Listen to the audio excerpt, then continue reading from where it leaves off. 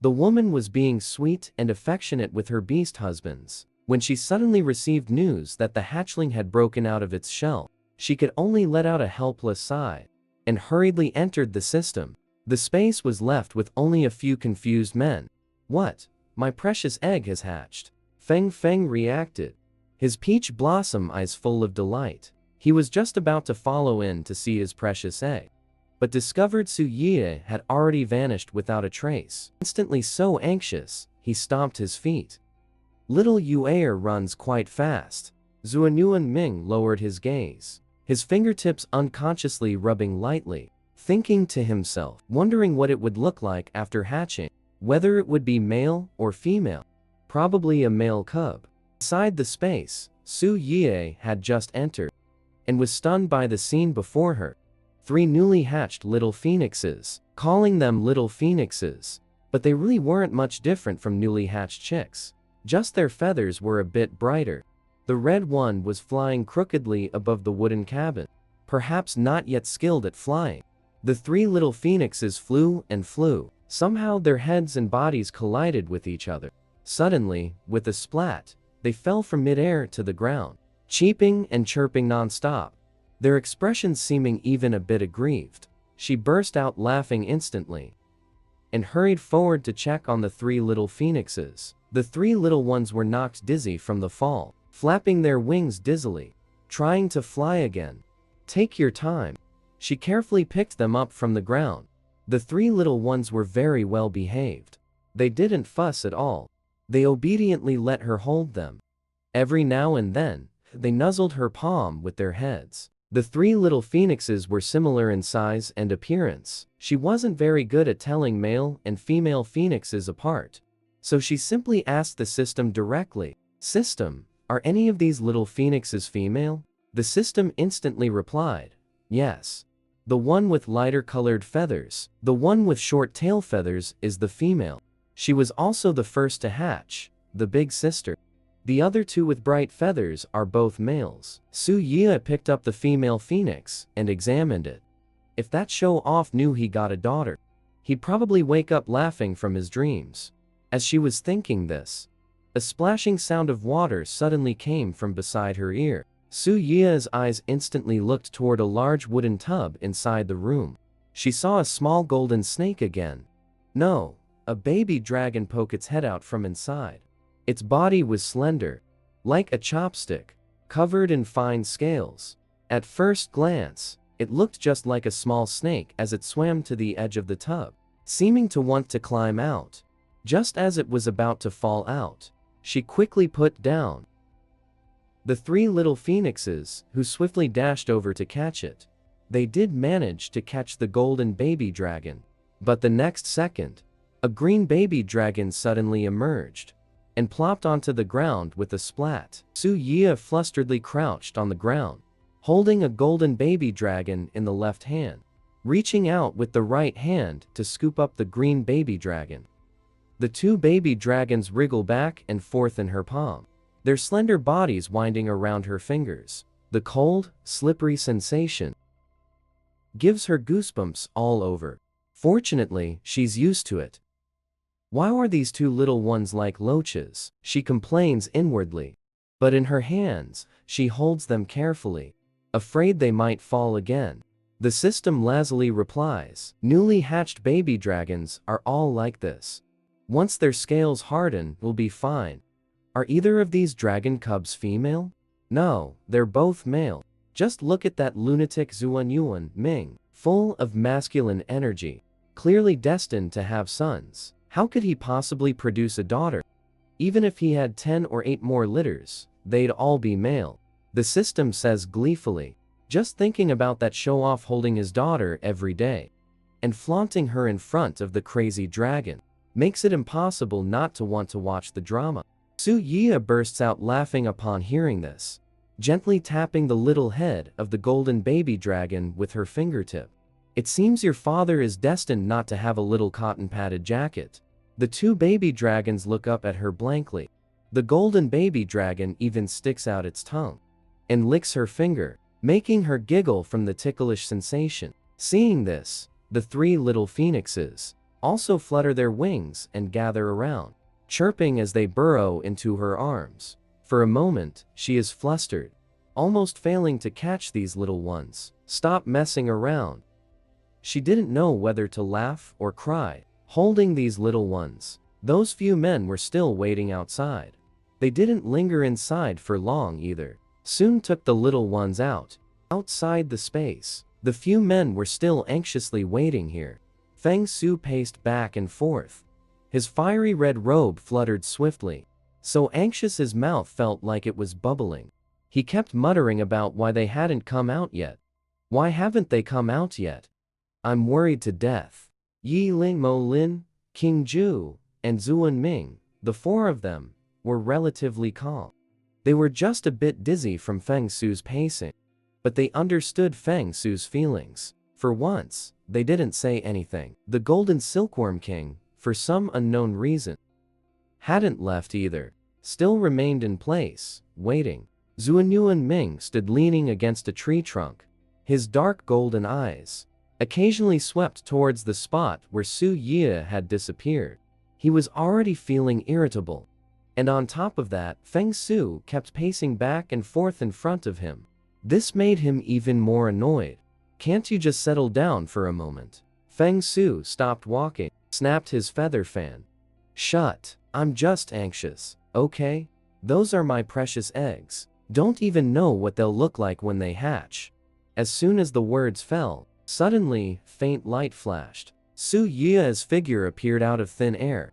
In her arms, she held 3 fiery red little phoenixes, and around each of her wrists, a baby dragon was coiled. 1 gold, 1 cyan. Just like bracelets. Oh my precious egg.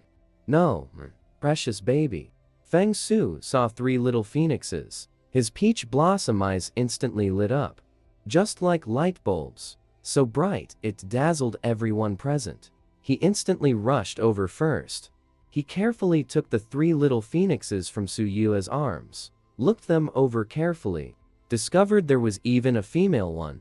He laughed like he had epilepsy. Ha ha ha, I have a daughter. This clan leader has a daughter. Ha ha ha. Let's see if that old fox can still show off now. After saying that, he even held up that female phoenix and waved it in front of Zuanyuan Ming's eyes, laughing in a particularly punchable way. Cousin, I have a daughter. Zuanyuan Ming's face instantly darkened, silently picked up the 2 baby dragons on Su Ye's wrist. Both are handsome males. His face turned even darker. Feng Su saw his dark face and laughed even more joyfully. Seeming to feel it wasn't enough, he again waved his daughter in front of Yi Ling and the others. His expression simply couldn't be more punchable. My daughter, look at her bright feathers. Isn't she extremely beautiful? Yi Ling, Mo Lin, and Zuan Ming all had male babies. Not a single daughter. Especially Mo Lin gave birth to 8 in one go. All sons. If you ask who wants a daughter the most, it's definitely Mo Lin. Without a doubt. The 3 of them instantly darkened their faces, one uglier than the other. Zuan Ming couldn't hold back in an instant, unpleasantly opening his mouth. Having a daughter is something to be proud of, huh? Look at you, showing off. Ha ha ha, the brute's words are so sour. It is something to be proud of. Feng Su laughed even more happily. Don't look too pleased with yourself. Mo Lin looked at Feng Su's smug appearance. His expression turned several degrees colder. The old fox also had a daughter, soft and adorable, with soft, fluffy fur, much prettier than your chick-like phoenix. Under normal circumstances, he couldn't be bothered to speak. But once he opens his mouth, the words that come out are also extremely heart-piercing. Yi Ling saw that Feng Su's face had successfully darkened, felt inexplicably pleased, suddenly bent down and picked up the little fox playing nearby. Zhuo Hua then deliberately held it up in front of Feng Su and compared it with the other party's embrace. That newly born female phoenix said with great seriousness, Old Fox, although you're quite sinister, this daughter of yours is really well made. Indeed, much prettier than your chick. Feng Su's face darkened even more and was also left speechless by the retort. She lowered her head to look at the little phoenix in her hands, then looked at Juohua's completely snow white, fluffy, soft fur. Suddenly felt her own daughter did somewhat resemble a little chick. Zuan Ming suddenly leaned close to that female phoenix, mischievously imitating a chick's call. Cluck da. Feng Su instantly bristled. The feather, fan in hand, was thrown over with a smack, still clucking away. My daughter is a phoenix. A noble phoenix. Zuan Ming laughed and dodged. His tone was particularly smug. So what if she's a phoenix? She still looks like a little chick. Hey Emph. My baby is still young. Wait until she grows a bit more.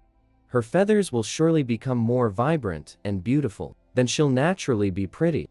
And definitely 10 times prettier than this fox cub. Juohua seemed to understand Feng Su's words, thinking that little chick would be 10 times prettier than him in the future.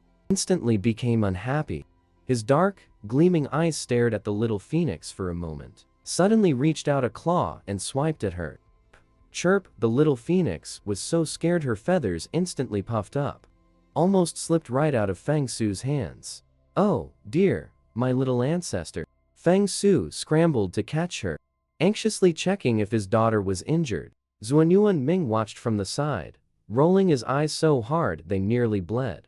Old bro, you're just jealous I have a daughter.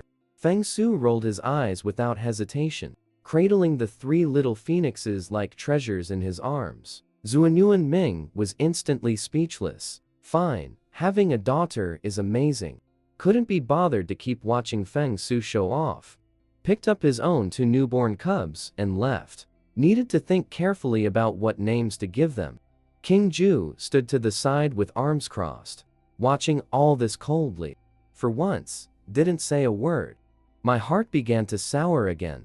Jealousy turned my eyes green. Several beast husbands already had their own cubs. Only I did not. In his view, even having a little chick would be good. Fortunately, Yu'er had already been regulating his body. Presumably before long, Yu'er would have his own cub. Thinking this, his heart didn't feel so sour anymore. Coincidentally, it was his turn tonight. King Ju narrowed his emerald eyes and quietly withdrew from this dazzling spectacle. He soon slipped away quietly. He quickly returned to his room and rummaged through a cabinet to pull out a packet of medicine. This was a secret fertility formula he had wheedled and pestered out of the old witch doctor. A dark light flashed through his emerald eyes. He took the medicine packet and sneaked away. He originally intended to brew the medicine in the kitchen, but was afraid the smell would be noticed and cause embarrassment. He decided to find a secluded place to brew it instead. Meanwhile, Su Yue was being pulled along by Feng Su, discussing what names would be good for the cubs, when the system's voice sounded in her ear. Host, King Ju, somehow obtained a fertility potion from the old witch doctor. He's currently hiding in the dense forest to the east, brewing the medicine. Hearing the voice in her mind, she stumbled on her feet, almost fainting on the spot. King Ju's problem of being easily startled had long been cured by her. As long as the timing was right, having cubs was only a matter of time. All medicine is somewhat toxic. Drinking medicine recklessly like this can easily cause problems for a perfectly healthy body instead. Feng Su quickly supported her. What's wrong, Yu'er? Were you dazzled by my precious daughter's beauty? Stop being so vain. Su Yue blushed and glared at him, thinking to herself, King Ju, this poisonous bamboo shoot, usually appears aloof and abstinent, but behind the scenes, he's actually acting recklessly. She had to hurry over and stop him. I have something to do. Think of a name yourself, for now. Tell me once you've thought of a suitable one. Then we'll pick a few nice ones together. She hastily tossed out these words, turned and ran towards the dense forest to the east. The moon wolf beast husband, in order to treat infertility, secretly brewed fertility medicine behind his wife's back. Unbeknownst to him, his oligospermia had already been cured by his wife. His sneaky medicine brewing behavior had been discovered by the woman right from the start, to prevent him from harming his health by taking it. Su Yia followed the scent of medicine and hurriedly searched for him. Perhaps because she was walking too hastily, or because she wasn't paying attention to the path, she suddenly tripped over something. Her whole body uncontrollably pitched forward. With a thud, she instantly crashed into a warm embrace. Looking up, she met Baiki's face, wearing a half smile. Your technique of throwing yourself into someone's arms is becoming more and more proficient. Suya blushed and shot him a glare. You're getting less and less proper, and better at glib talk. She felt the scent of medicine at her nose growing stronger and stronger. Her expression changed slightly. We'll talk later. I'm going to find King Ju first. That bastard is secretly brewing fertility medicine. She walked around Baiki and hurriedly ran in the direction from which the medicinal smell was drifting. Baiki stared blankly at Su Yi's departing figure. King Ju is secretly brewing fertility medicine. He was just wondering why there was a medicinal smell drifting through this forest. So it's little bamboo brewing fertility medicine. Thinking about how the others all have children. Only King Ju does not. He understood instantly. Then he also quickly followed, arriving at a certain place. King Ju was squatting by a small stream, carefully brewing the medicine. His expression was indescribably serious. His method of brewing medicine was extremely skilled. One look, and you could tell he'd done this kind of thing many times. Seeing the medicinal decoction was almost ready. He was just about to pour it out and drink it. Suddenly, footsteps came from behind. He hurriedly hid the medicine pot behind his back and looked warily at the approaching person. Seeing it was Su Yile, he froze instantly. A trace of embarrassment appeared on his handsome face. Why are you here? Su Yia naturally noticed his action of secretly hiding the medicine. She rolled her eyes. If I hadn't come, you'd probably be drinking that medicine recklessly. King Ju, your body has been fine for a long time now. A child will come eventually. Why must you drink all this messy medicine? King Ju pursed his lips and spoke with some stubbornness. But I want to have our child sooner. What's the hurry? These things should be left to nature. She was simply speechless. Walked over, wanting to take the medicine jar behind him. Give me the medicine quickly. This medicine can't be taken recklessly. King Ju suddenly stood up, turned around and ran. King Ju, you stop right there. She was instantly so angry she laughed.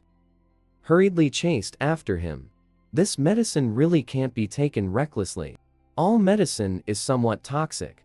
You can get sick from drinking it even if you're not ill. Hearing the commotion behind him, King Ju ran even faster. The medicine he had painstakingly brewed. He was determined to drink it today, no matter what. It's just that the medicine jar was a bit hot. But no matter how hot, he couldn't possibly let go.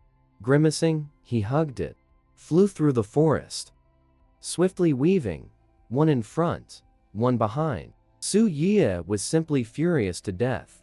Never, thought King Ju, who seemed aloof and cold, could actually have such a childish moment. What difference is there from a rebellious teenager? King Ju was tricked into running extremely fast, couldn't catch up no matter how she chased. She chased until she was panting heavily, out of breath, suddenly thought of something, directly used voice transmission to shout, "Stop." The voice instantly exploded in the other's mind. The sudden voice transmission startled King Ju, making him tremble. Not paying attention for a moment, he happened to bump into a tree trunk. The medicine jar in his hand flew out. King Ju's face suddenly changed. My medicine is done for. Ignoring the pain from bumping his forehead, he was just about to dart over and catch the medicine jar. Ike's figure appeared out of nowhere, steadily catching the medicine jar. The moment he caught the jar, he instantly regretted it. The medicine jar had just finished brewing. It was scalding hot, instantly making him grimace in pain. But this scar was also impossible. Instead, he smiled and looked at King Ju. This medicine smells.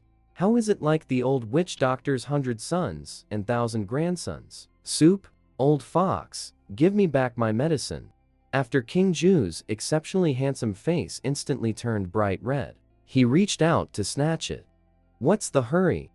Bai Qi suddenly, as if performing a magic trick, pulled out a handful. Something needs to be added to this to make it taste better.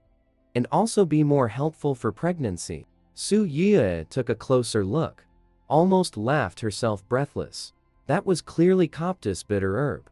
Old fox, do you have to be so mean? King Ju's face instantly turned as black as a pot bottom. Gnashing his teeth, he said, Old fox, you're looking for death. Bai Qi laughed, his foxtails flying wildly, making as if to lift the lid and throw the Coptis into the medicine jar.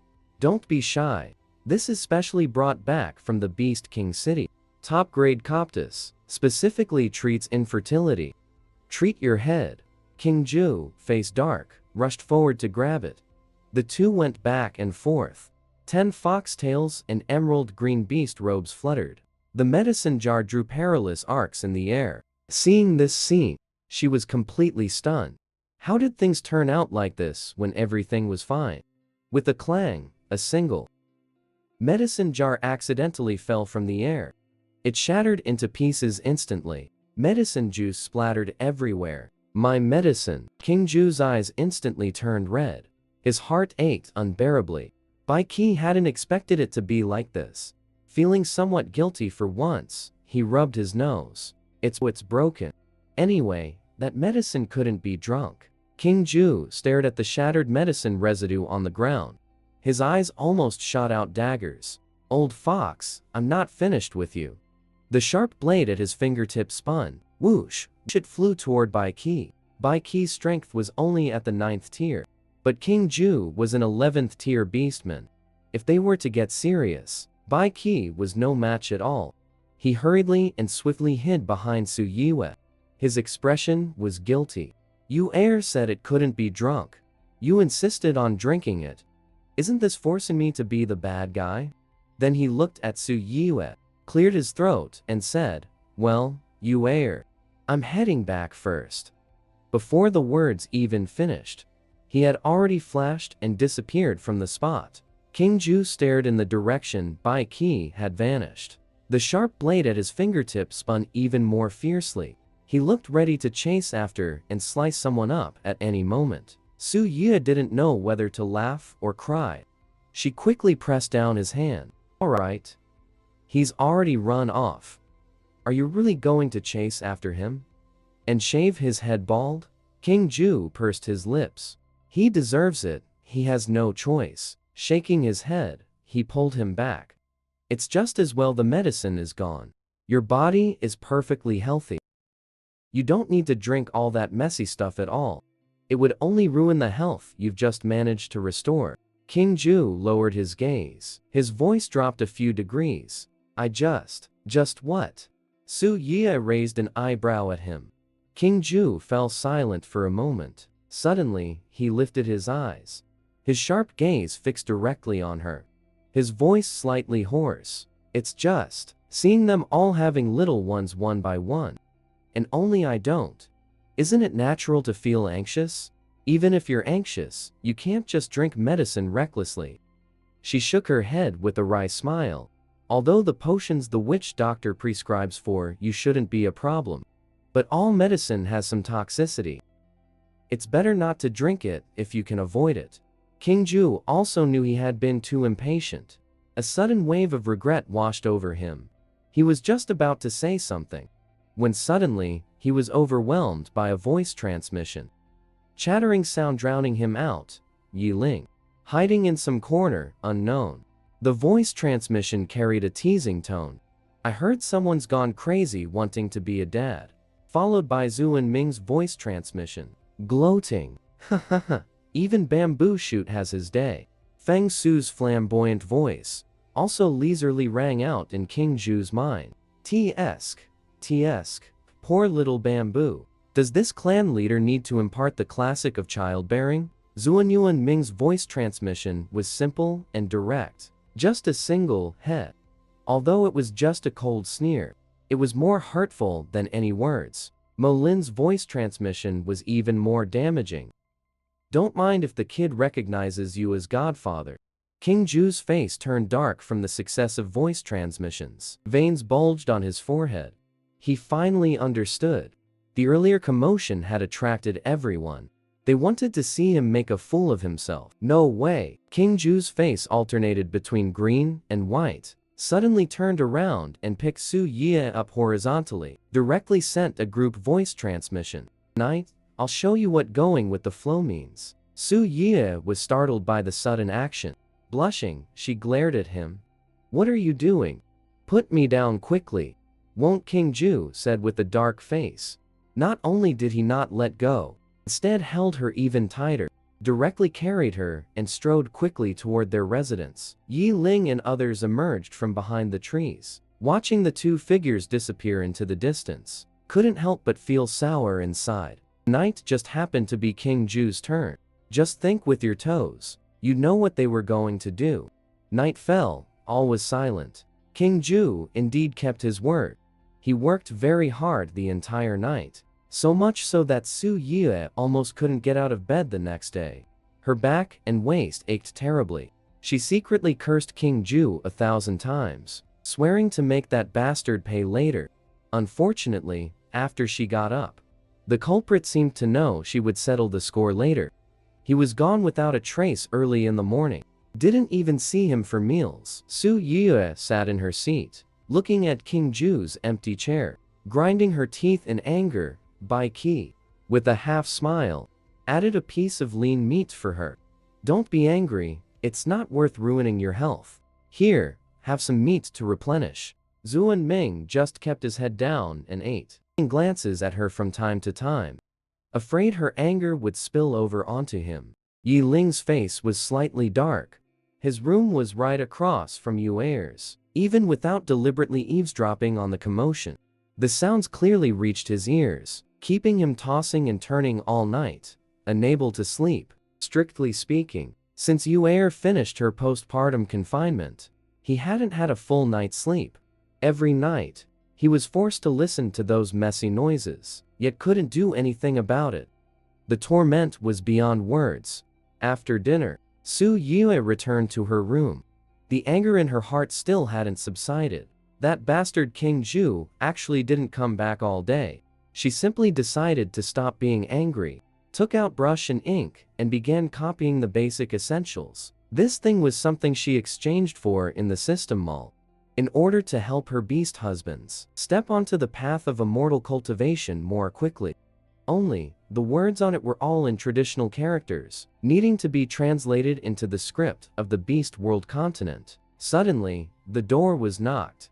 The visitor was none other than Zuan Ming. Night is his turn to attend the bedchamber. As soon as he entered the door, he saw Su Yie writing something seriously, and immediately asked curiously, "Little Moon, what are you writing?" Without looking up, Su Yie said, "A cultivation method. For you all to practice." Zuan Ming immediately leaned in closer. Is it like the sound transmission technique? More powerful than the sound transmission technique. She flexed her wrist. If you master this, you can soar through the skies and burrow into the earth, move mountains and fill seas. Zuan Ming widened his eyes, staring at her blankly. Little Moon, what are you talking about? We beast kin can at most transform into beast form and run a bit faster if we want to fly, unless we grow wings. Su Yue couldn't help but laugh, turning to look at Zuan Ming. Silly, not talking about beastkin abilities. This is another way of cultivation. Cultivating immortality. Zuan Ming was even more stunned, scratching his head in confusion. Cultivating immortality? What's that? Cultivating immortality means practicing immortal arts, seeking eternal life. Although beastkin have longer lifespans than ordinary people, they still have an end. If an immortal cultivator practices properly, they can transcend life and death, and even ascend to the immortal realm. Seeing that Zuan Ming still looked like he didn't understand, she simply spread the animal skin scroll in front of him. This cultivation method can transform your strength into a higher level of cultivation. You are now an 11th tier ORC, equivalent to the 11th layer of key refining. You must cultivate according to the technique. You will soon be able to build your foundation. Zuan Ming thought that it was finally his turn tonight. If he had to learn this, then wouldn't he be unable to happily snuggle with Little Moon? He instantly felt conflicted, a bit embarrassed. But shouldn't Little Moon be? Tonight? As she spoke, the tips of her ears quietly turned red. She certainly knew what Zhuan Ming wanted to say. Last night, King Ju fed her too well. Today, she really didn't feel like coming at all. She just wanted to rest properly. But if that were the case, wouldn't baby Zhuan Ming be sad? Suddenly, an idea flashed in her head. She had it.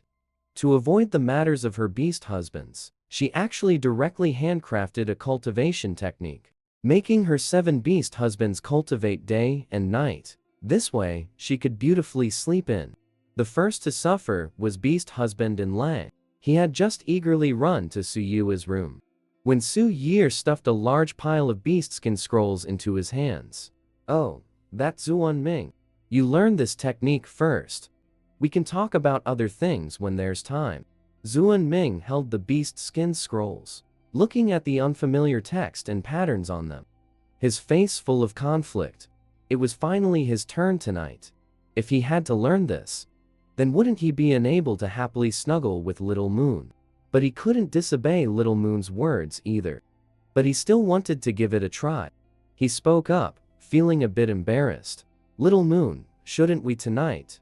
As he spoke, the tips of his ears quietly turned red. Su Ye certainly knew what Zhuan Ming wanted to say. But she had been fed by King Ju last night, so full that she really didn't feel like it at all today. She just wanted to rest properly.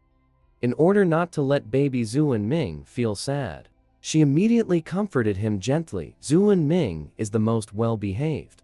I promise, as long as you learn this cultivation technique tonight, next time I'll let you do whatever you want." After finishing, she didn't forget to throw a flirtatious glance. It made the silly Zhuan Ming's heart itch with desire.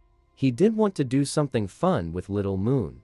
But seeing Little Moon's current stance, it was clearly not happening tonight. In the end, he could only let out a wrongdo, and obediently started studying. But he had studied for less than 2.5 minutes before sleepiness crept up on him. He did not have the spirit to stay awake by extreme measures, so he immediately followed sleepiness into dreamland. Su Ye turned her head to look at Zhuan Ming, feeling both helpless and heartbroken. In the end, she could only gently help him to the bed to sleep. She herself then continued to copy a few more copies of the cultivation technique. Her other beast husbands, they must each have one. Early the next morning, Su Ye got up with dark circles under her eyes. She discovered Zhuan Ming was no longer in bed, and didn't know where he had gone. She pushed open the window to get some air. Then she saw Zhuan Ming sitting cross-legged in the courtyard, meditating. She carefully sensed it. She discovered that in just one night, the beastman power within Zhuan Ming's body had completely transformed into cultivation. It clearly showed the 11th level of ki refining. She was shocked in her heart.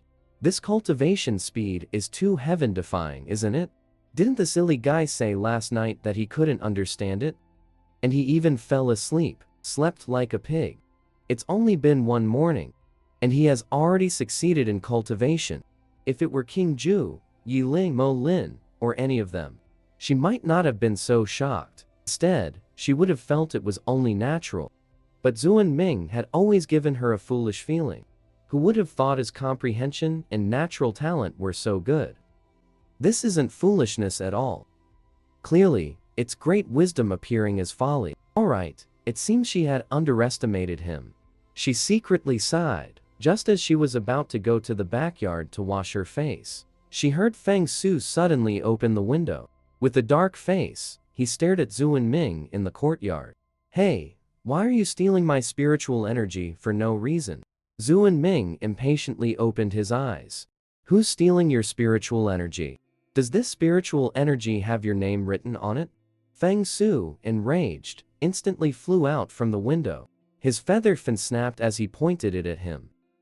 "You've drained all the fire attribute spiritual energy within a 10 jang radius. How am I supposed to cultivate? You have no skill yourself, and yet you blame others." Zhuan Ming sneered. His expression looks rather punchable. If you have the ability, you can try to snatch it too. Mimi Feng Su was so angry she was about to faint. Just as she was about to lose her temper, she suddenly saw Su Yue walk out from the main hall. Immediately changing her expression, she put on a dashing and charming smile. "Little Yue, it this brute." Su Yue looked at Feng Su, then at Su Wenming, and instantly understood what was going on. These two both possess top-tier fire spiritual roots. When cultivating, they naturally attract the surrounding fire attribute spiritual energy. The fire attribute spiritual energy in the courtyard is limited. It's inevitable for the two of them to affect each other when cultivating simultaneously. She suddenly felt a headache coming on. They've already started internal strife just from cultivating. Wouldn't they end up fighting every day in the future? Su Yue glared at the two of them with annoyance. "Stop arguing, both of you. Can't you just cultivate at different times? Or find another place to cultivate? You just have to crowd together." After saying that, she turned and went to the backyard to wash up, leaving Feng Su and Zhu Wenming behind. The two of them looked at each other. Each snorted and turned their heads away. Feng Su didn't stay in the courtyard any longer either, planning to find a nearby spot to resume cultivation. If he had to cultivate in the same courtyard with that brute every day, he was afraid he'd die of anger. Zhu Wenming couldn't care less about this flashy fellow. He closed his eyes and continued cultivating. This feeling of cultivation was truly exhilarating. He simply couldn't stop. Similarly, unstoppable was the accumulation of basic demon points for the Green Lord. Last night, he casually glanced a couple of times and understood. In no more than the time it takes for an incense stick to burn, he successfully reached the 11th layer of key refining. By this morning, he even monstrously broke through directly to the 12th layer of key refining. This cultivation speed. Others probably couldn't catch up, even riding a rocket. As for Yi Ling and the others, although they didn't have King Ju's freakish cultivation speed, they weren't bad either. As early as dawn, they had each transformed the power within their bodies into spiritual energy. This led to everyone being immersed in cultivation, so no one made breakfast at all. After washing up, Su Yue walked to the kitchen and looked, only to find the pot completely empty. Not even a fire had been lit. The wolf cubs were howling from hunger. 8 snakelets of various colors were gnawing together on a large piece of raw beef. Zuanyuan Yao and Zuanyuan Zhao, being fawns that had just hatched not long ago, also went over to learn from their older brothers and gnaw on the raw beef. But their little milk teeth had only just sprouted tips, so no matter how they gnawed, they couldn't bite through. They were so anxious they kept whimpering and crying. Seeing their mother arrive, they quickly scurried over, climbing onto her to beg for food. At her feet, there were also 3 little chicks, a little phoenix and a little fox. Zhuo Hua and the others were all staring at her eagerly. Su Yue was helpless. She facepalmed these men. Once they start cultivating, don't even cook anymore. Fine, she wouldn't bother either.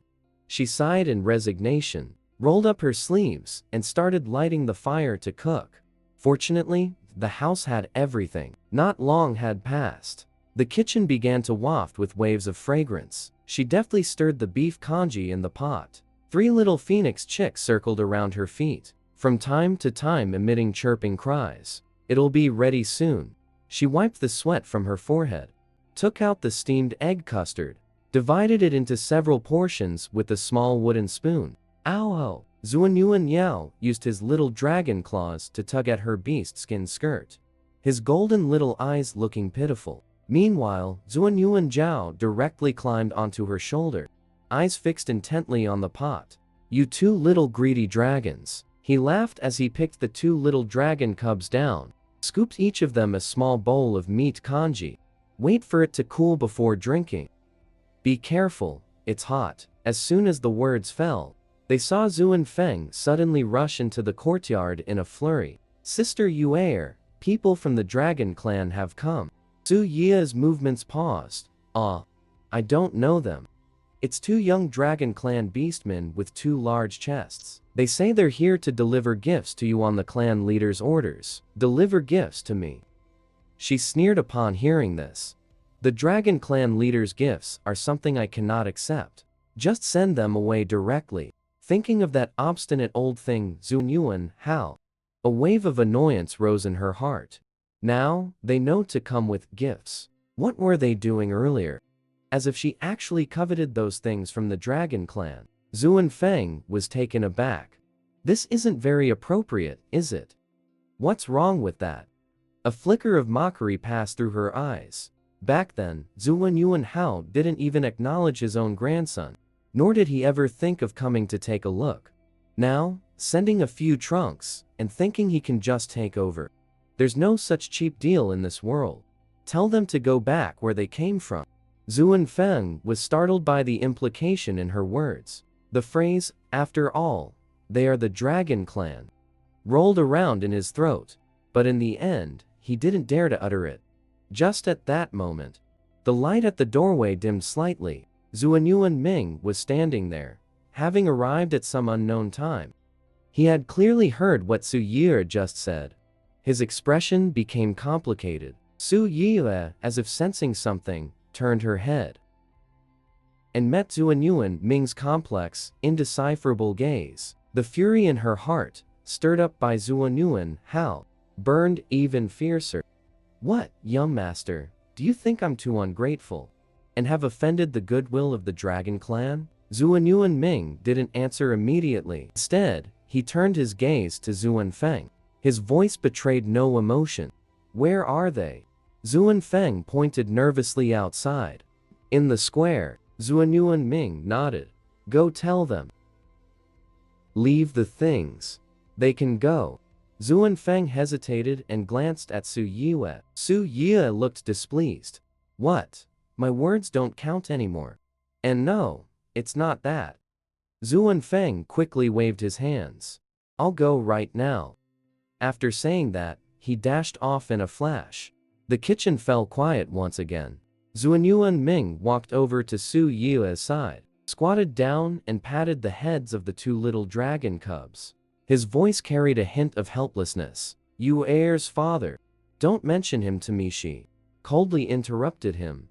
I risked half my life to give birth to two cubs for the Dragon Clan. Has he, as their grandfather, shown even the slightest gesture? He hasn't even come to see them once till now. Who knows what he thinks of me behind my back? Probably sees me as some evil spirit, a wandering ghost. Now, he thinks sending some gifts can just smooth things over. Am I that cheap of a person? Zuanyuan Ming looked at her angry little face. His heart ached with a pang of pain. He knew everything Yuer said was true, even in situations Yuer wasn't aware of. His father had said things that were even more harsh, and had always looked down on Yuer from the very core, refusing to acknowledge her, but he also understood his father's pride and stubbornness all too well. For him to send gifts via a beastman was already the greatest concession from his father. At least he wasn't rejecting Yuer as strongly. He secretly sighed, reached out and pulled her into his embrace. Yuer, I know you feel wronged in your heart. I also know father was in the wrong, and I have never agreed with his actions. But father, his character is rigid and stubborn. Also very old-fashioned. Once he decides on something, it's almost impossible to change. Speaking to this point, he lowered his gaze to look at the female in his arms. He cautiously said to Yuer, after all, your identity is special, and you come from another world. It's only normal that father can't accept it right away. He definitely likes the two little ones. The reason he hasn't come all this time is just that he can't bring himself to swallow his pride. His expression was very tense. He almost mustered up his courage to say these words, afraid that Yuer would be angry after hearing them. Su Yi's body stiffened slightly. She didn't say a word. Zuanyuan Ming could clearly sense her instantly tense emotions. The large arm holding her tightened at once. His voice grew even softer and gentler. I'm not saying father is right, but just putting myself in his shoes. If I were father, Suddenly told that the partner my son has chosen holds another unfamiliar soul inside her body. I'd also find it hard to accept right away, and might even feel fear and rejection. Su Yi's tense body gradually relaxed. She had to admit that Zuanyuan Ming made a lot of sense. If she were Zuanyuan, how? Her reaction would probably be even more intense. You're right. She sighed softly, her voice lowering. I was too impulsive. Zuanyuan Ming secretly breathed a sigh of relief and held her a little tighter. Father took the initiative to send someone to escort you this time, which shows his attitude has already softened. Let's take it slowly, okay? She was silent for a moment, then nodded. At this moment, a series of hurried footsteps came from outside the courtyard. Zuan Feng rushed in anxiously. Sister Su Yiwe. The two dragon beastmen put down the boxes and left. But what? Su Yiwe asked in confusion. But they said the clan leader will visit personally in 3 days to see the two dragon cubs. Su Yiwe's expression was complicated. Zuanyuan Hao is coming to see his grandsons. To be honest, she hadn't figured out how to face this person yet, but refusing at this time would seem rather unreasonable. Zuanyuan Ming saw her inner conflict and softly comforted her. Don't be afraid. I'll handle everything. His voice seemed to have magic, calming the restlessness in her heart a little. Forget it, let him come then. For the sake of the two children, and for Zuanyuan Ming, she was willing to try to reconcile with the stubborn dragon clan leader, so that Zuanyuan Ming wouldn't be caught in the middle and have a hard time. I've wronged you. Zuanyuan Ming looked very guilty. He also knew that Yuer was willing to compromise. For his sake and for the two children, he was incredibly moved. Just as he was about to say something sentimental, or some sickeningly sweet words, she quickly picked up an egg and directly stuffed it into his mouth. Stop it, I'm tired of hearing all that mushy talk. Have breakfast first. Saying this, she turned to put out the fire in the stove. All of you, once you start cultivating, you even forget the time. The breakfast was ruined, no one made it. The little ones were so hungry, they were gnawing on raw meat. Zuanyuan Ming suddenly had his mouth stuffed full of eggs. He could only blink his eyes, watching her busy about. He swallowed the eggs in a couple of bites. He moved closer, wanting to help. Let me do it. Su Yi glanced at him. One look, less flattery. Go call them to eat. Zuanyuan Ming rubbed his nose. Chuckling softly, he agreed, turned and went to the main hall. She couldn't be bothered to knock on each door one by one. Directly used group telepathy. All of you, get out here and eat. Did you forget the time while cultivating? No one made breakfast. The little ones were left unattended. Trying to work Yuer to death, or what? Her tone carried 3 parts irritation, 3 parts dissatisfaction, and 4 parts heartache. The voice instantly exploded in the minds of Yi Ling and the others. They all stopped their cultivation, their expressions carrying a bit of guilt. Seems they really did cultivate too much. Forgot the time. Yi Ling was the first to push the door open and come out, his silver eyes flickering with a bit of awkwardness. Is it already daylight? It feels like I just entered meditation not long ago. Not long after, Zuanyuan Ming sneered. Your 3 little ones were so hungry, they almost flipped the kitchen over. Yi Ling was left speechless. Suddenly, creaking sound was heard. King Ju stepped over the doorframe and floated out, spiritual energy overflowing from his body. Looking even fresher, there is a feeling of ethereal freedom, as if I wish to ride the wind and return. The voice remains as cool and clear as ever. Mortals are truly troublesome. It seems I must reach the foundation establishment stage earlier. That way, I can abstain from grains, to avoid wasting time on these trivial matters and affecting my cultivation. I don't know what to do. She suddenly isn't so keen on having a child anymore. It's not that she doesn't like the idea. It's mainly because it would take time to care for it. It would really hinder her cultivation. As soon as the words were spoken, a rag suddenly flew over from the direction of the kitchen. accurately hitting his transcendentally handsome face. King Ju's immortal, ethereal image instantly crumbled. He disgustedly pulled the rag off his face. "You are you trying to murder your husband?" Mo Lin came out of his room, just in time to witness the splendid scene of King Ju getting hit in the face with a rag. Rarely sarcastic, he mocked, "Serves you right for putting on airs." Bai Qi also appeared increasingly detached and refined. Though not as immortal looking as King Ju, he was more gentle, warm, and approachable. "Little Yuer is really too amusing." Throwing a rag at King Ju's face. "Let's see if this bamboo stick still puts on airs. If you have the guts, don't eat from now on. Talk about abstaining from grains, hey emph." King Ju's face turned cold. He threw the rag aside. Still better than some people who act one way in front of others and another behind their backs. "Enough, all of you shut up." Yi Ling's red eyes narrowed. The domineering CEO aura was fully unleashed. "Let it pass for today. In the future, whoever's turn it is to cook, go to the kitchen on your own accord." "Right. Whose turn is it today?" Mo Lin coldly spat out 2 words, "Show off." As soon as the words fell, an extremely flashy voice came through. "Who's talking about this team leader?" Just after speaking, he instantly felt several icy, piercing gazes, as if they were going to freeze him through. He hurriedly ran up to Su Yue with an extremely eager expression. You've worked hard. Take a rest quickly. I'll go make a few more dishes right away." After saying that, he dashed off in a flash. Su Yue looked at his retreating back and couldn't help but show a satisfied expression. "That's more like it." Before long, Feng Su returned triumphantly, carrying several dishes. "Try my cooking. If it's not good, no charge." Zuan Ming had long been starving, and without a second thought, picked up some food and put it in her mouth. But she had only chewed once, when the corner of her mouth uncontrollably twitched. Then, foaming at the mouth, she collapsed to the ground. The woman had only taken a bite of the food made by her phoenix beast husband.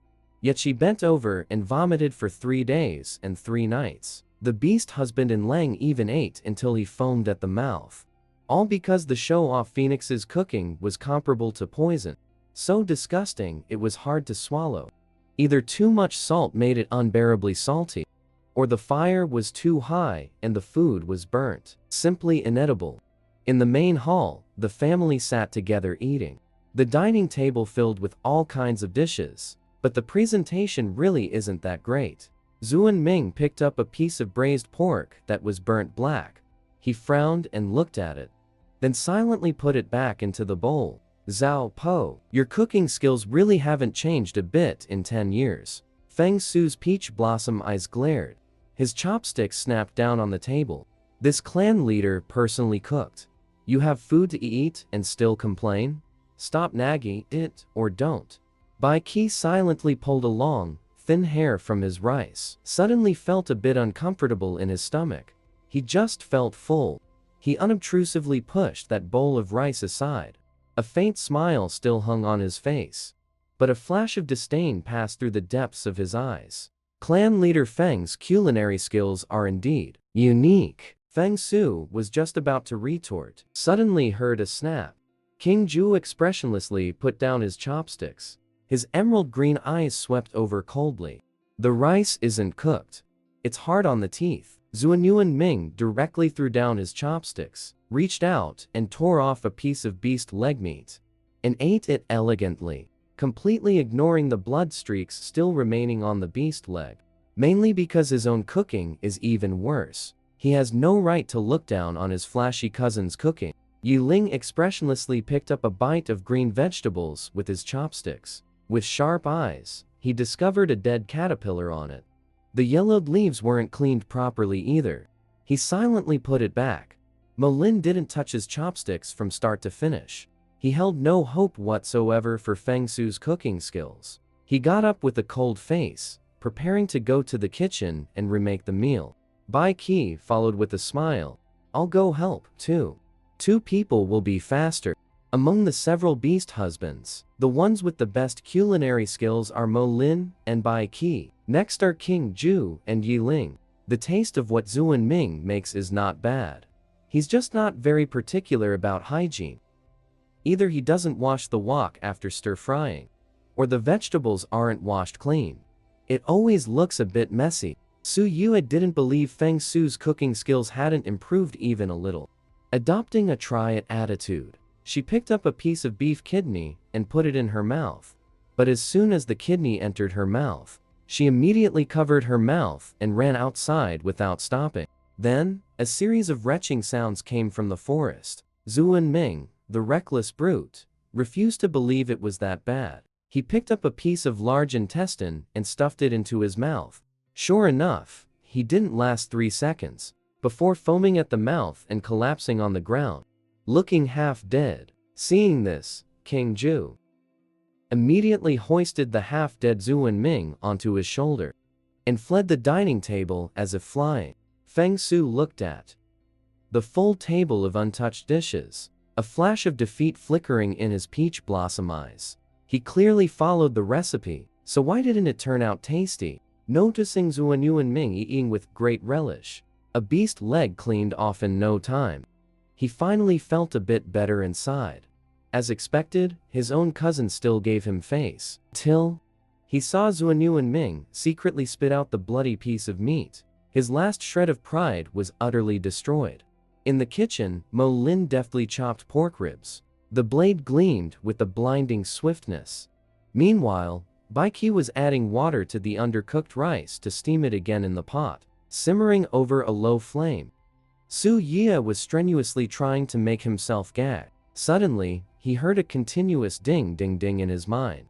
Faith points from rabbit tribes Ahua increased by 50. Faith points from deer tribes King Wu increased by 60. Faith points from mad lion tribes Wanxing increased by 45. His hand jerked. He nearly drooled. The system was perfectly fine.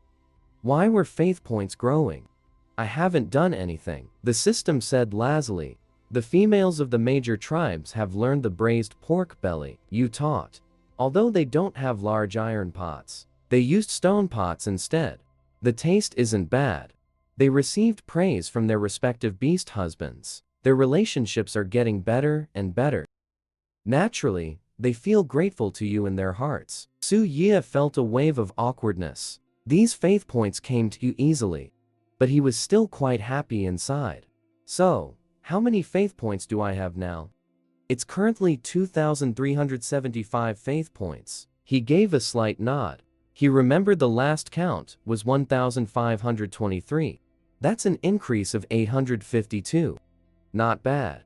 Should be enough to exchange for some high-grade stuff. Without chatting with the system further, he took off running towards the kitchen, afraid he might end up eating some unidentified object later. Su Yue had just entered not long ago. The kitchen soon wafted with fragrance. He wiped his hands, watching Bai Qi's back. Suddenly remembered something. Right, Bai Qi. Come with me for a moment. Bai Qi's movements paused. A flicker of confusion passed through his eyes, but he still followed her out of the kitchen. Yi Ling and the others saw this scene and exchanged glances, not knowing what the two were going to the master bedroom for in broad daylight. The master bedroom door soon closed. Su Yue looked at Bai Qi, her expression somewhat serious, getting straight to the point. Do you know your fortune was originally purple gold? What purple gold? Bai Qi's expression was somewhat bewildered, clearly not quite understanding. Fortune has colors? And can be seen? This is unheard of. Seeing his bewildered expression, Su Yue patiently explained. Fortune is the luck on each person. It has different colors, representing different kinds of luck. For example, black represents extremely bad. Red represents great fortune. Purple represents nobility beyond words. And gold represents fortune, like a rainbow. I once saw your fortune. It was originally an extremely rare purple gold. It should have been a destiny to soar through the 9 heavens. But now it has fallen to red. Do you know why? Bai Qi's gentle, jade-like face stiffened. A rare occurrence. His fingers unconsciously rubbed his sleeve cuff, suddenly remembered what the old priest once told him in his childhood. The third prince was born with a fate so noble, it is beyond words. His future achievements would be limitless. Back then, he only took it as an auspicious saying, and didn't take it to heart. The meaning behind his Adam's apple bobbing was, I was never meant to be just the Beast King.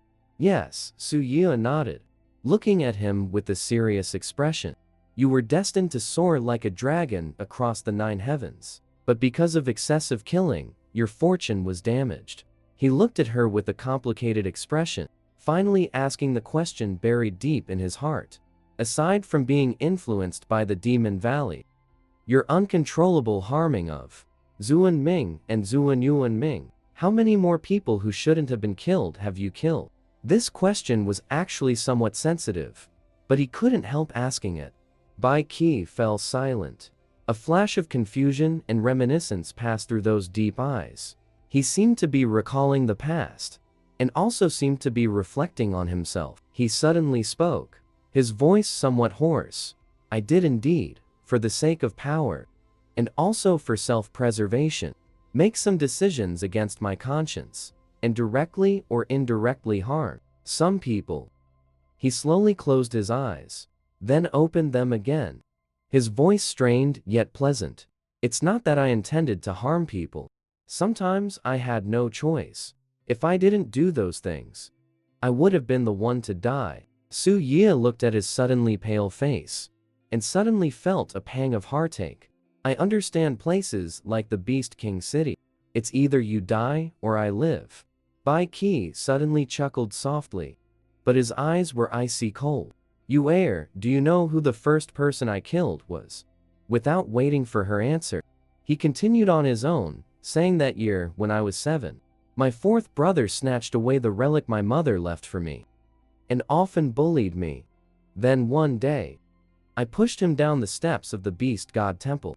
He broke his neck, and just died like that. Speaking up to here, his voice grew increasingly hoarse. Later I told father, it was eldest brother Bai Yi who pushed him. Outside the window, the twilight was heavy, pressing in and immersing half his body in shadow. At that moment, I knew. He raised his hand and touched his own shocked face. That place that devours people. You either become the one holding the knife, or become the meat on the chopping block. Su Yue suddenly grabbed his hand, and said earnestly, it's different now. You have me, our daughter Zhuo Hua, and Yi Ling Malin. They are late.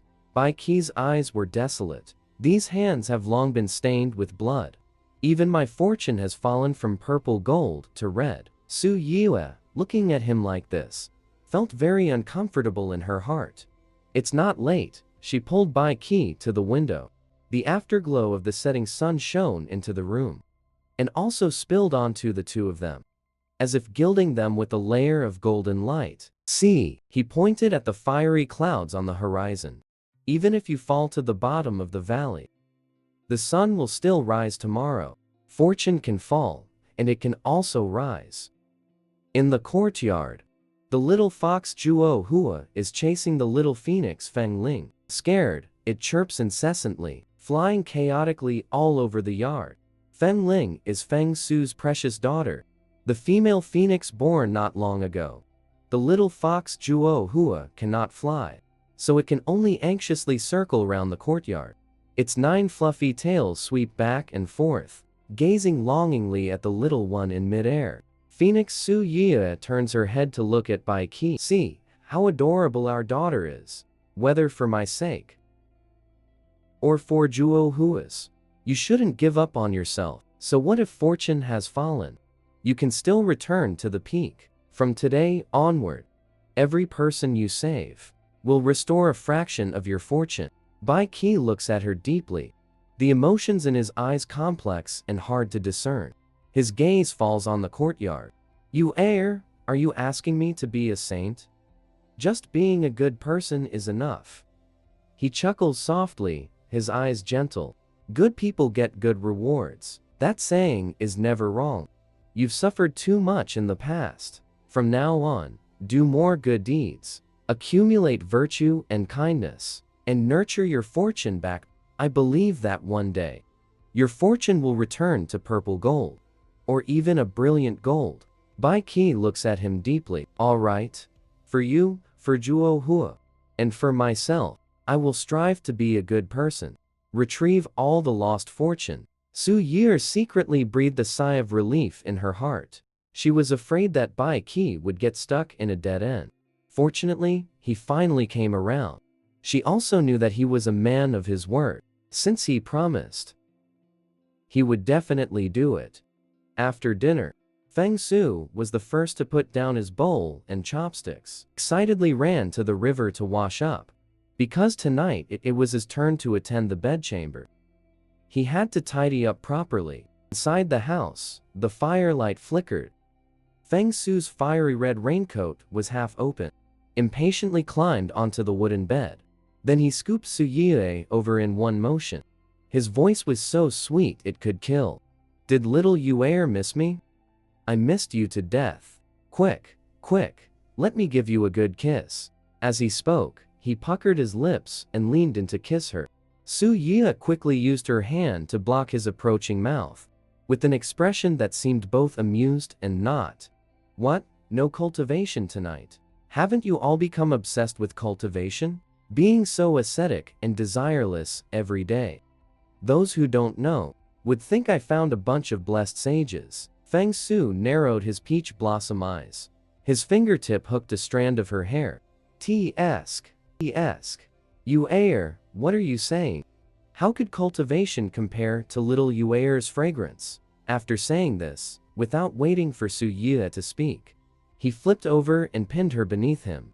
The fiery red raincoat was tossed aside, revealing a robust physique. The torch in the corner of the wall crackled and burst a spark. Outside the window, Zuan Ming passed by holding a wine jar.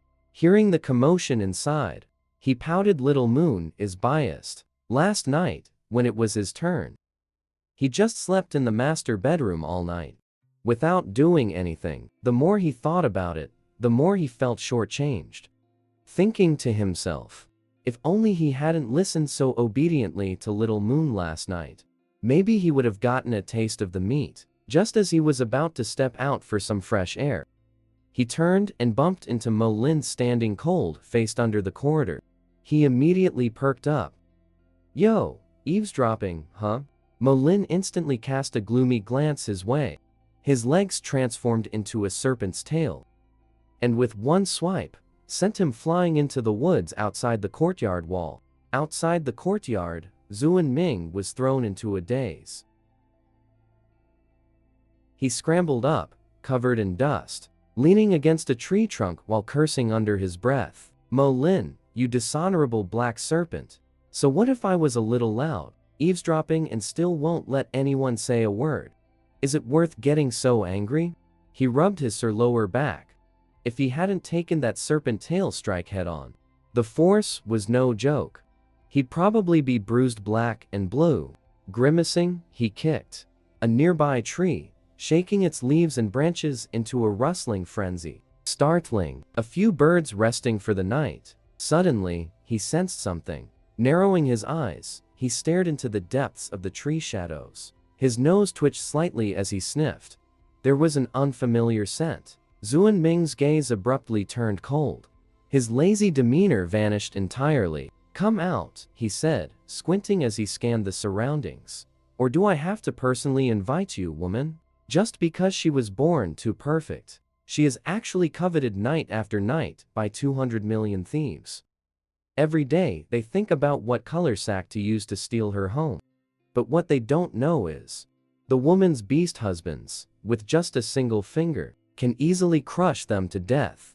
Even more unfortunate is, their meticulously planned first operation ran into the most hot-tempered beast husband in line. In the forest, Zuan Ming supported his aching waist, cursing Mo Lin 1,000 times. You damn long black worm, you have no martial virtue, peeking at parenting cuddles and not letting people talk about it. Ouch, my waist. Why so rough? This is going to leave bruises all over. Suddenly, a faint rustling sound came from the woods. Zuan Ming's eyes instantly turned cold. His lazy demeanor vanished completely. He narrowed his eyes and looked around. Come out, or do I have to invite you personally? A dark figure slowly emerged from behind a tree. Under the moonlight, a pale face was revealed, but a strange smile hung at the corner of his lips. Lord Zuan Ming, your temper is really fierce. How about I help you cool that fire? A person from the winged tiger tribe. Zuan Ming instantly recognized the visitor's identity. Red lotus karmic flame suddenly surged from his palm. Just when I had anger with nowhere to vent. This is perfect. Here comes someone seeking death. However, Zuan Ming still made a polite gesture. Sir, sneaking into my wolf tribe in the dead of night. May I ask what business you have? This beastman is called Wu Huan, the biological beast son of the winged tiger tribe's chieftain. News of the mainland's imprisonment had long spread. The female Su Yie from the wolf tribe received guidance from the beast god in her dreams. Not only did she become increasingly beautiful, but she also learned to heal and save people. She even knew how to make delicious food and build houses, as well as pottery and iron smelting. Such a multi-talented female. Which tribe wouldn't covet her? His purpose in coming this time was to secretly capture Su Yie and bring her back to the winged tiger tribe, thereby making the winged tiger tribe the most powerful tribe in the imprisonment. Wu Huan originally thought his 6th-tier strength was enough for him to walk sideways in any tribe. But when he saw the leaping red lotus karmic fire in Zuan Ming's palm, and felt the terrifying pressure that rushed toward him, he realized just how wrong he was. The 11th tier was a height he could never reach in this lifetime. Wu Huan was utterly horrified, cold sweat pouring from his forehead. His legs felt as heavy as if filled with lead, and he didn't even have the courage to flee. He couldn't help but wail inwardly. Who could tell him why Zuan Ming's strength was so terrifying? Why hadn't any news of it spread? If he had known earlier that Zuan Ming was this strong, he would never have taken on this mission, even if beaten to death. But now, it was too late for regrets. Forcing himself, he managed a smile. Lord Zuan Ming, there's been a misunderstanding. I was sent by the group leader to deliver a gift of thanks. During the day, there were too many eyes and too much noise, so I had to let Li Liang's fart out. Zuan Ming suddenly erupted. The red lotus karmic fire transformed into a long whip, lashing out. Who delivers thank you gifts sneaking around in the dead of night? Thinking I'm stupid. Easy to fool, huh? Wu Huan was lashed till his skin split and flesh tore by the red lotus karmic fire. His scream startled all the night owls in the entire forest into flight. His face grew increasingly pale. He couldn't help but spit out a mouthful of blood, staggering back in terror. Suddenly, 3 bone nails shot from his sleeve, straight toward Zuan Ming. Face door. Petty tricks. Zuan Ming sneered coldly. Dealing with such trash doesn't even warrant punishment. The fierce fire transformed into a shield, melting the bone nails into molten iron. Wu Huan's eyes grew even more terrified. He transformed into his true form, the winged tiger, turned to flee. With the spread of his wings, he instantly soared into midair. Your wolf tribe fighting alone. The beast god's envoy. Sooner or later. Before he could finish, Mo Lin appeared as if from nowhere, and had already assumed his true form. The Tengzerpent's tail swung, directly whipping Wu Huan down from midair. Zuan Ming instantly leaped up. His hands turned into sharp claws. Wu Huan was pierced through from chest to back. Zuan Lengzi, keep him alive. Yi Ling's voice came from afar. Unfortunately, it was too late when she arrived. That Wu Huan's entire chest had been pierced through by Zuan Ming's powerful palm. Already dead. Beyond dead. He frowned, looking at the lifeless Wu Huan on the ground. Why not keep him alive? Zuan Ming shook the blood off his claws. His expression was somewhat innocent. This trash wanted to run. I couldn't hold back my strength for a moment. Mo Lin transformed back into human form. He walked over with a stern expression. Dead is dead. Just a 6th-tier beastman. Not that rare anyway. As he spoke, he lifted his foot and stepped on Wu Huan's head. He twisted it forcefully half a circle. A crisp, cracking sound. He completely stopped breathing, making sure he was thoroughly dead. Only then did he lift his foot. Yi Ling was speechless for a moment. Facepalming really wasn't necessary. It was overkill. Bai Qi and King Zhu, hearing the commotion, also rushed over. Seeing Wu Huan on the ground, they instantly understood what had happened. A winged tiger tribe beastman. Although Bai Qi didn't know exactly who he was, the tiger stripes on his arm were extremely obvious. Zuan Ming nodded. It's Wu Li's younger brother, Wu Huan. Yi Ling's silver eyes narrowed slightly. He came for Yu'er when the other party was escaping. That line about your wolf tribe wanting to monopolize the beast, God's messenger. He had naturally heard it. The winged tiger tribe is trying to get something for nothing. What Yi Ling could figure out. The men present naturally also thought of. A flash of coldness passed through King Zhu's emerald green eyes. He cast a cold glance at the corpse on the ground. That Wu Li kid's calculations are quite shrewd and daring, sending someone to kidnap Yu'er. He's simply tired of living. I went to the winged tiger tribe overnight and killed him. Any one of them could easily wipe out any tribe in the lower prison. It's just that they have always kept a low profile and have no ambition. So except for the wolf tribe's Zatan, no one knows their true strength. Otherwise, even if you gave Wu Li 100 guts, he wouldn't dare scheme against the wolf tribe, let alone the Lu people. Bai Qi's eyes flickered slightly. He thought of what Yu'er told him in the evening. About fortune. They have already begun cultivating immortality. And excessive involvement in karma and slaughter is not beneficial for them. Especially since he wants his fortune to rise again. It is even more unsuitable to create more slaughter. Wu Li indeed needs to be taught a lesson. But we should not take direct action. Immortal cultivators most fear being tainted by karma. Bai Qi spoke slowly, his gaze sweeping over the few people. How about this? I will issue an edict in the name of the Beast King City, stating that the winged tiger tribe colluded with the Zhigu tribe, harboring ill intentions, then send beastmen over to reprimand them. And incidentally, punish them to pay tribute every year from now on. This proposal was instantly approved by everyone. Yi Ling pondered for a moment and then nodded. We'll do as Bai Qi says. They're getting off easy. King Zhu snorted coldly. His emerald green eyes swept over the ground. Over the corpse of the brute. Remember to burn this corpse. To avoid breeding plague. Mo Lin turned and walked towards the direction of the tribe.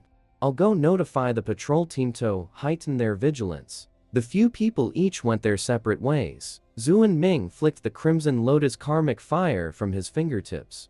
The corpse on the ground, with its head blown off, turned to ashes in an instant. He suddenly remembered something. He shouted at Mo Lin's retreating figure, "Hey! How do we settle that hit you just gave me?" Mo Lin didn't even turn his head. "Next time I'll let you hit me back." "You said it yourself." He. I'll have to think carefully about where to hit you next time." The next morning, sunlight streamed through the window into the room. Su Yue was suddenly awakened by the voice of the system in her mind. "Host, if it weren't for that silly dog Zuan Ming last night, you would have been kidnapped." Hearing the voice in her mind, her drowsiness instantly vanished without a trace. She became mostly awake. I realized it was already daylight. Feng Su wasn't in the room either. I don't know where he went. She didn't mind. Yawned. What on earth happened? The system quickly recounted the events of last night, from start to finish. After listening, Su Yue didn't take it to heart at all. He himself was already at the peak of key refining, only half a step away from foundation building. Not to mention Feng Su slept beside her last night. Yi Ling also lived next door. There were also a few other men in the house. If that Wu Huan really dared to appear before her, he wouldn't even know how he died. So she wasn't worried about her safety in the slightest. But the winged tiger tribe was probably in for a hard time. Her beast husbands were all the protective, biased type. After breakfast, She plunged headfirst into the east wing room, sat in front of the loom, using both hands and feet, skillfully continued weaving. Her mind was immersed in the shuttle and threads in her hands, as if the whole world had quieted down. This clever machine, she thought about it all day. As dusk deepened, Zuanyuan Ming pushed open the door, just stood there in the doorway, backlit by the last sliver of daylight. His silhouette seemed gilded with gold. Su Yue was just lowering her head to sort the silk threads, hearing the movement, looked up and right into those dark golden eyes. Is it time to eat? Did you make dinner? Then I better not eat it. Zuanyuan Ming chuckled softly upon hearing this. He also knew his cooking skills were poor, so poor that even he didn't want to eat it. Naturally, he wasn't angry at these words. Don't worry, dinner was made by Malin. She stepped inside, glanced at the high pile of silk cloth stacked nearby, bossily and forcefully pulled her up from the loom. Tried for a whole day. Your hands aren't sore? Su Yue lowered her gaze to look at her own hands. Only then did she realize her 10 fingers were already rubbed red. Her arms were also too sore to lift. I'm fine, I'll be okay after some rest. She didn't pay it much mind, wanted to pull her hand back, but Zuanyuan Ming held it firmly. His deep voice carried a hint of reproach. Your fingertips are almost worn through, and you still say you're fine. Then, like magic, he produced a jar of ointment, carefully applied it to her fingers. She looked on, not knowing whether to laugh or cry. Where is the skin broken? It's just a little red. I'm not that delicate. She thought this man was making a fuss, but she was genuinely very happy inside. Zuanyuan Ming smiled. It's only right that my female is a bit more delicate. She glanced at the 5 or 6 more bundles of silk still nearby, and instantly frowned. If all of this is woven, will you Ayer's hands even be usable anymore? This definitely won't do. Don't weave anymore. From now on, leave it to the other females in the tribe to do. What if they don't know how? You should teach first. He forcibly held Su Yue in his arms and sat her on his lap. Anyway, these trivial matters can be left to them to handle. There's no need to do everything yourself and tire yourself out. Spend that time accompanying the little one, or with us, or cultivating all are fine. She liked to see her carefree, untroubled smile, rather than being bound by these trivial matters. Su Yue suddenly felt that Zuanyuan Ming made a lot of sense. Wait until next spring to officially trade with the insect tribe. By then, silk will become more and more abundant. She couldn't possibly weave it all by herself. Even if she worked herself to death, she couldn't finish it. I understand. Don't worry. She nestled closer into the man's embrace, closed her eyes, feeling somewhat tired. I'll lean against you for a while. Hearing this, Zuanyuan Ming tightened his arms around her, so she could lean more comfortably against his chest. He looked down at the person in his arms, his gaze gentle. The two sat for a little while in the East Wing room, resting for a moment, then got up and went out for dinner. Night grew deeper. The silver moon was like a disk, casting soft moonlight, adding a veil of hazy mist to the small courtyard. Night, it was finally Zuanyuan Ming's turn. This was the first intimate contact between the two since the misunderstanding that caused their separation and their subsequent reconciliation. After dinner, the courtyard was quiet, with only the chirping of insects rising and falling. Zuanyuan Ming freshened up. He went to the master bedroom in a cheerful mood. When he entered, he saw Su Yue sitting at the table, carefully copying something. He wrapped his arms around her waist from behind. On the table, a paper book lay open. The writing on it was strange and odd, accompanied by some peculiar hand gesture diagrams. What is this? Why can't I understand the writing on it? Lu Yie explained with a smile. This is a basic compendium of spells I obtained by chance. It records various spell texts. I happen to recognize them, but considering you might not, I specifically translated and transcribed it using the Beast World script. so it'll be easier for you to understand and practice. Seeing he seemed to understand yet not fully. Continuing the science popularization. You few have basically transformed the beast world's power into cultivation. But you don't understand spells. Not understanding spells is like a tiger without teeth, unable to exert its proper strength. That won't do either. Zuanyuan Ming finally understood. So that's how it is. Then we really need to study these spells well. Yu Er is still the most considerate. As he spoke, he lowered his head and kissed her cheek, his voice full of tenderness. He also didn't ask where this complete book of spells came from. Everyone has their own secrets. No need to ask too clearly. Su Yi's face flushed slightly. She glared at him coquettishly. Stop fooling around. Let me finish copying this first. Zuanyuan Ming chuckled softly, looking at her slightly reddened profile. The corners of his mouth curved into a happy arc. I won't bother you. I'll watch you copy. He truly didn't continue to tease. She sat quietly to the side, watching him copy diligently. She crossed her arms, her dark golden eyes half closed, revealing a hint of laziness. The room was quiet, save for the charcoal pencil, making a rustling sound on the parchment, and the occasional crackle of the torch flaring up. Life is peaceful and good. This is probably what it's like.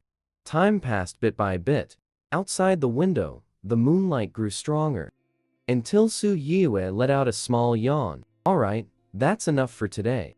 We'll copy the rest tomorrow. Zuanyuan Ming wordlessly pulled the charcoal from his hand. He scooped her up in his arms, gently laid her on the bed. The torch in the corner was extinguished with a wave of his hand. As for the bright moon outside the window, in the darkness, his kiss descended, carrying a kind of cautious reality, and the lingering tenderness of something lost and regained. As if treating a rare treasure. You air, his voice was hoarse beyond recognition, nuzzling against her neck. My you air has finally returned to my arms. On his chest, a small golden dragon mark reappeared, quietly coiling there. It was precisely the symbol of the partner's mark. In a daze, Su Ye heard the system's inquiry in her mind. Ding, does the host wish to rebind with Zuanyuan Ming? Yes. She was stunned for a moment. After realizing, she agreed without any hesitation. Ding, congratulations, host. Zuanyuan Ming successfully rebound. Favorability has reached 100. Till death do us part. Host. This 100% favorability is for you, not for the original owner. She was instantly bewildered. Remembering the last time she gave birth, she had secretly used the mirror of true feelings to look. At that time, Zuanyuan Ming's love value for her was 95. His obsession with the original owner was 100%. Looking at it now, Zuanyuan Ming's love value for her had increased at some unknown time, and had even grown to 100. She just didn't know, between herself and the original owner, who is more important in his heart. But none of this matters. As long as it is known that Zuanyuan Ming's feelings for the original owner are an obsession, and not love, that is enough.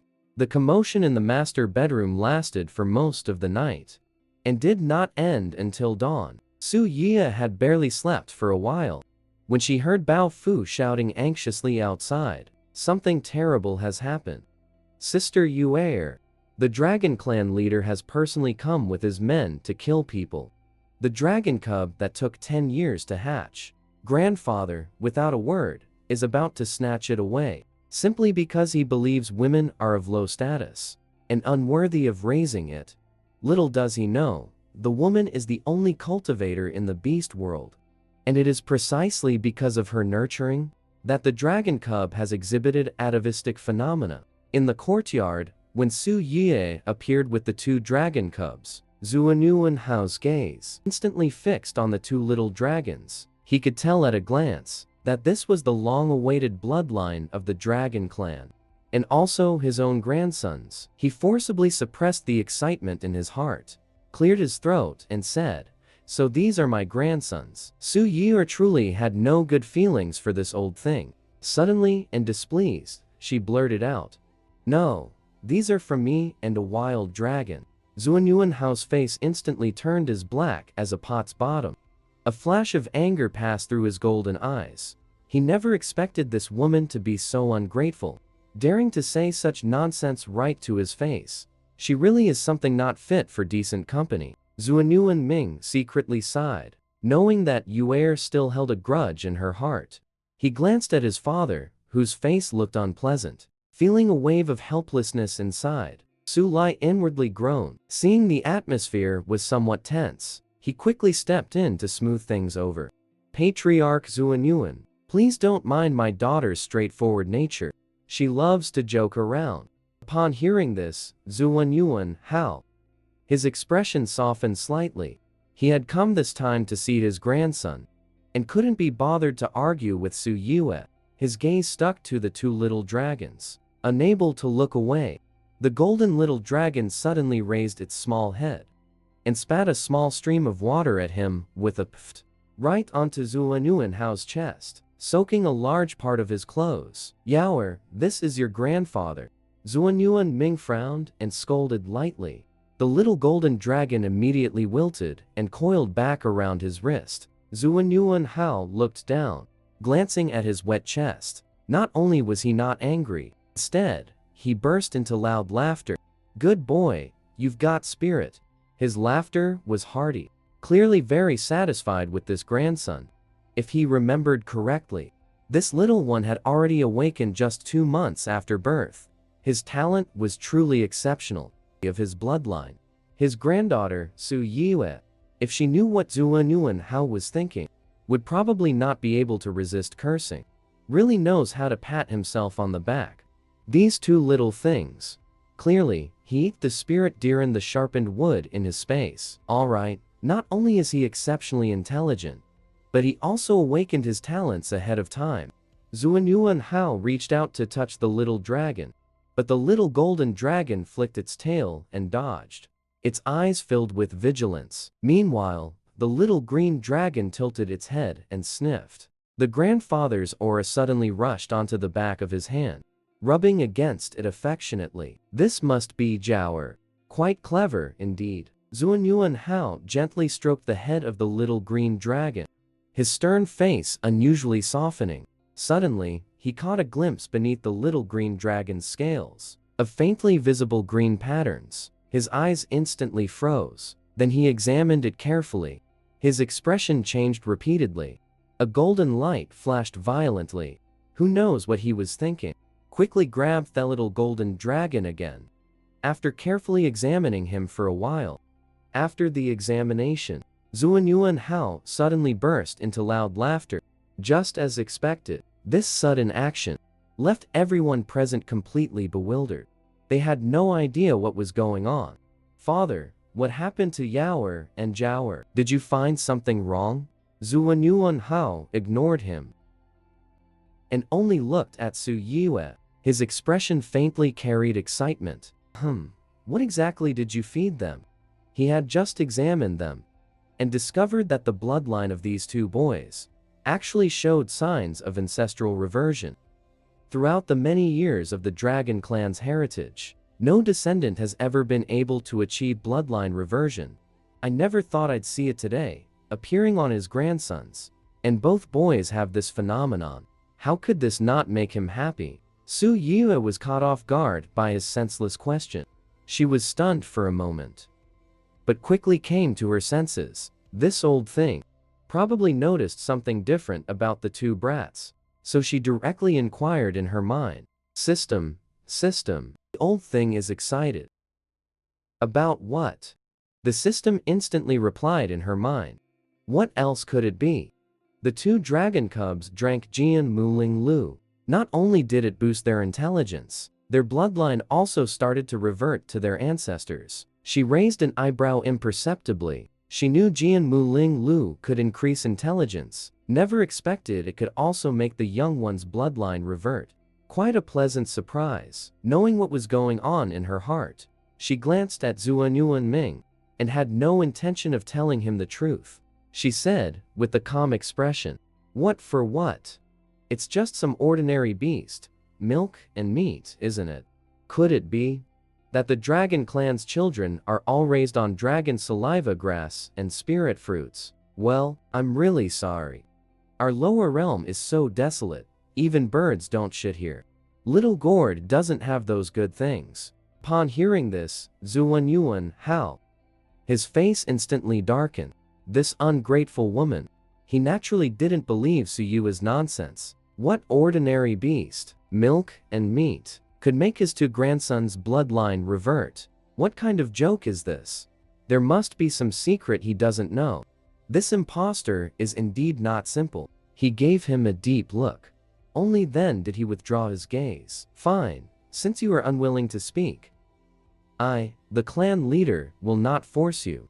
But Yaoer and Jiaoer possess extraordinary bloodline and talent. I, the clan leader, will take them back to the upper domain clan to personally raise and educate them. As soon as these words were spoken, Su Lai and Zuanyuan's expressions instantly changed. They inwardly cried out in alarm. Su Yie was even more direct. Her eyes blazing with anger, she stared fixedly at Zuanyuan Hao. She sneered, "Clan leader Zuanyuan, such great authority. These are my children, born in the lower prison, raised in the wolf tribe. What gives you the right to take my children away with a single word? Have you asked me, their mother? Have you asked their father?" She pointed her finger unceremoniously at Zuanyuan Hao. Her imposing manner didn't lose out in the slightest. Don't put on your dragon clan leader airs. Back when I gave birth to 2 dragon eggs, who played deaf and dumb, not even bothering to take a look. Now that you've discovered my son's extraordinary talent, you want to come and pluck the fruit. There's no such cheap deal in this world. If you want to take them away, you'll have to step over my corpse. How dare you, you lowly female? How dare you speak to our clan leader like that? From behind, Zuanyuan Hao, one of the dragon-armored guards, suddenly stepped forward, shouting reprimands. "You dog, who are you to lecture me?" Her partner, Zuanyuan Ming, curled his lips into a cruel arc. His voice wasn't loud, but it carried a bone-chilling coldness and thick hostility, causing the temperature in the entire courtyard to plummet. Just when I had nowhere to vent the fire inside me, this dog has the nerve to throw himself at me, simply asking for death. He cleanly and forcefully kicked out, with such strength that it sent the other person flying, heavily crashing against the wall outside the courtyard, then thudding to the ground. Whether alive or dead was unknown. The entire courtyard fell deathly silent. Su Lai was stunned by her son-in-law's sudden move, secretly clapping and cheering inside. It couldn't be more satisfying. What a good kick. What a brilliant kick. Dogs that rely on their master's power. Kicking you is going easy on you. Should have just thrown him out of the wolf tribe. Of course, these thoughts were only kept to myself. I wouldn't actually say them out loud. As the saying goes, when beating a dog, you still have to consider its master. Another Zhuangjia guard instinctively took half a step back, secretly relieved that he hadn't spoken up. Otherwise, he would have been the one kicked. Minger, Zuanyuan Hao, was so angry, he almost fainted. His expression was extremely ugly, but he wasn't the least bit surprised by his son's actions. Back then, this wretched thing could, even turned the entire dragon clan upside down, and even killed the dragon clan's great shaman. As for other distressing matters, he couldn't be bothered to mention them. "Father, you came today to see Yaoer and Jiaoer. I'm naturally very happy, but if you're thinking of taking them away, I advise you to abandon that thought. If we wish to return to the dragon clan, we will naturally bring the children with us when the time comes." Zuanyuan Ming's expression was indifferent, as if he had merely done something trivial. His gaze turned to Zuanyuan Hao. "Also, Yaoer is my partner. Her opinion represents mine. Yaoer and Jiaoer are our children. Naturally, they should stay by our side to be raised. If father insists on taking them by force, then don't blame me for losing my temper again." Zuanyuan Hao's chest heaved violently with anger. His face was so dark it seemed water could drip from it. Dragon claws faintly visible in his sleeves. Suddenly, he caught sight of the little golden dragon Yaoer baring his milk teeth, hissing at him. The little azure dragon Yaoer also coiled into a defensive posture, spraying a small jet of water toward him. His anger instantly deflated. Forget it, he thought, his face dark as he flicked his sleeve and turned around. At next spring's Dragon Clan ancestral worship ceremony, bring them back to familiarize them with the way. With that, he strode out of the courtyard, then transformed into a golden dragon, and vanished in the blink of an eye above the wolf tribe. The other Dragon Clan member in black armor saw the clan leader had left, and naturally hurried to follow. Transforming into a black dragon, he disappeared. Su Lai inwardly let out a long sigh of relief. Finally, they had sent off this formidable presence. His gaze turned toward the direction where Zuanyuan Hao had just vanished. He couldn't help but sigh with emotion. This clan leader, Zuanyuan. The temper comes and goes quickly. Quite an interesting person. Zuanyuan Ming sneered. His dark golden eyes churned with lingering ferocity. Father is merely wary of me going mad. Su Yia glanced at his tense, handsome face. The corner of her mouth lifted slightly. Alright, everyone's gone. Still wearing that stiff expression, he turned to look at the two little dragon cubs. It's you two little things. You actually dared to bare your teeth at grandfather. The little golden dragon, Yaoer, immediately fawned by nuzzling his fingers. Yaoer, meanwhile, tilted his head and let out a woo sound. So adorable, melted Su Lai's heart. He. Worthy of grandpa's good grandsons. So young, yet you already know to protect your mother. Su Lai smiled, lifting the two little dragons onto his hand to play with. His expression was affectionate. Suddenly remembering something, his gaze turned to Zuanyuan Ming. By the way, about the ancestral worship ceremony the Zuanyuan clan leader mentioned earlier. Zuanyuan Ming casually adjusted his collar. Not going. Why not go? Su Yue suddenly spoke up. Her eyes looked at their two sons coiled in Su Lai's palm. Perfect chance to let those old fogies of the Dragon Clan see what real genius looks like. They look down on him for having offspring, don't they? Then he'll deliberately take his sons back to slap those old fogies in the face. Zuanyuan Ming was taken aback. Suddenly, he let out a low chuckle, pulling her into his embrace. We'll do as Yuer says. The previously sinister expression instantly melted away like ice and snow. Su Lai found it hard to watch. Naturally, he wouldn't be so tactless as to stand there, playing the third wheel. He grabbed the two young dragons and walked out. You two lovebirds can get all lovey-dovey. I'll take these two little ones out for a stroll, and swing by the kiln factory on the way. After returning, Su Yia copied the basic spells compendium several times, recording everything with charcoal on animal hides. Each hide contained different spells. For example, Yi Ling, being of exceptional quality, with an ice spiritual root, naturally practiced ice-based spells. Mo Lin cultivated dark-based spells. Bai Qi had a chaotic spiritual root, which wasn't limited. He could practice any type of spell. King Ju had the rare Osmanthus spiritual root, so she undoubtedly practiced wood-based spells. Zuan Ming and Feng Su were both fire-based. Su Yia was too lazy to copy two sets, so she just made one copy for the two of them to study and learn together later. Zuanyuan Ming had a water spiritual root, so naturally, he could only practice water-based spells. She handed out the copied spells to the several men for cultivation, letting them learn on their own, and come ask her if they didn't understand anything. Fortunately, the men were all exceptionally talented in cultivation, and didn't need her to teach them at all. They learned everything by themselves. Only Zuan Ming and Feng Su almost got into a fight over competing for the same animal hide scroll. Both wanted to take it back to their own rooms to look at. Naturally, neither was willing to give way to the other. In the end, Su Yia took the animal skin scroll inscribed with the fire element spells and nailed it to the wall. She let the two of them make a copy each, standing between them with her hands on her hips. Her gaze swept over the unyielding Zuan Ming and Feng Su. If either of them dared to fight over it again, then they might as well forget about cultivating in the future. Hearing this, Zuan Ming and Feng Su instantly deflated. They didn't dare to cause any more trouble. Each fetched charcoal and animal skin, and honestly copied from the scroll on the wall.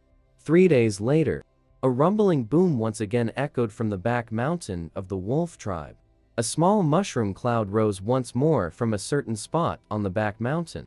Zuan Ming withdrew his hand, looking at the large crater blasted into the ground ahead. A trace of pride appeared on his wild, untamed, handsome face. He had now mastered several fire element spells by channeling the red lotus karmic flame within his body. The fire spells he unleashed were immensely powerful, completely incomparable to ordinary fire spells. Haha, I succeeded. Zuan Ming turned his head, looking toward Feng Su, who is also practicing spells not far away. He raised his eyebrows and laughed loudly. Show off. Want to compare? Let's see who's stronger.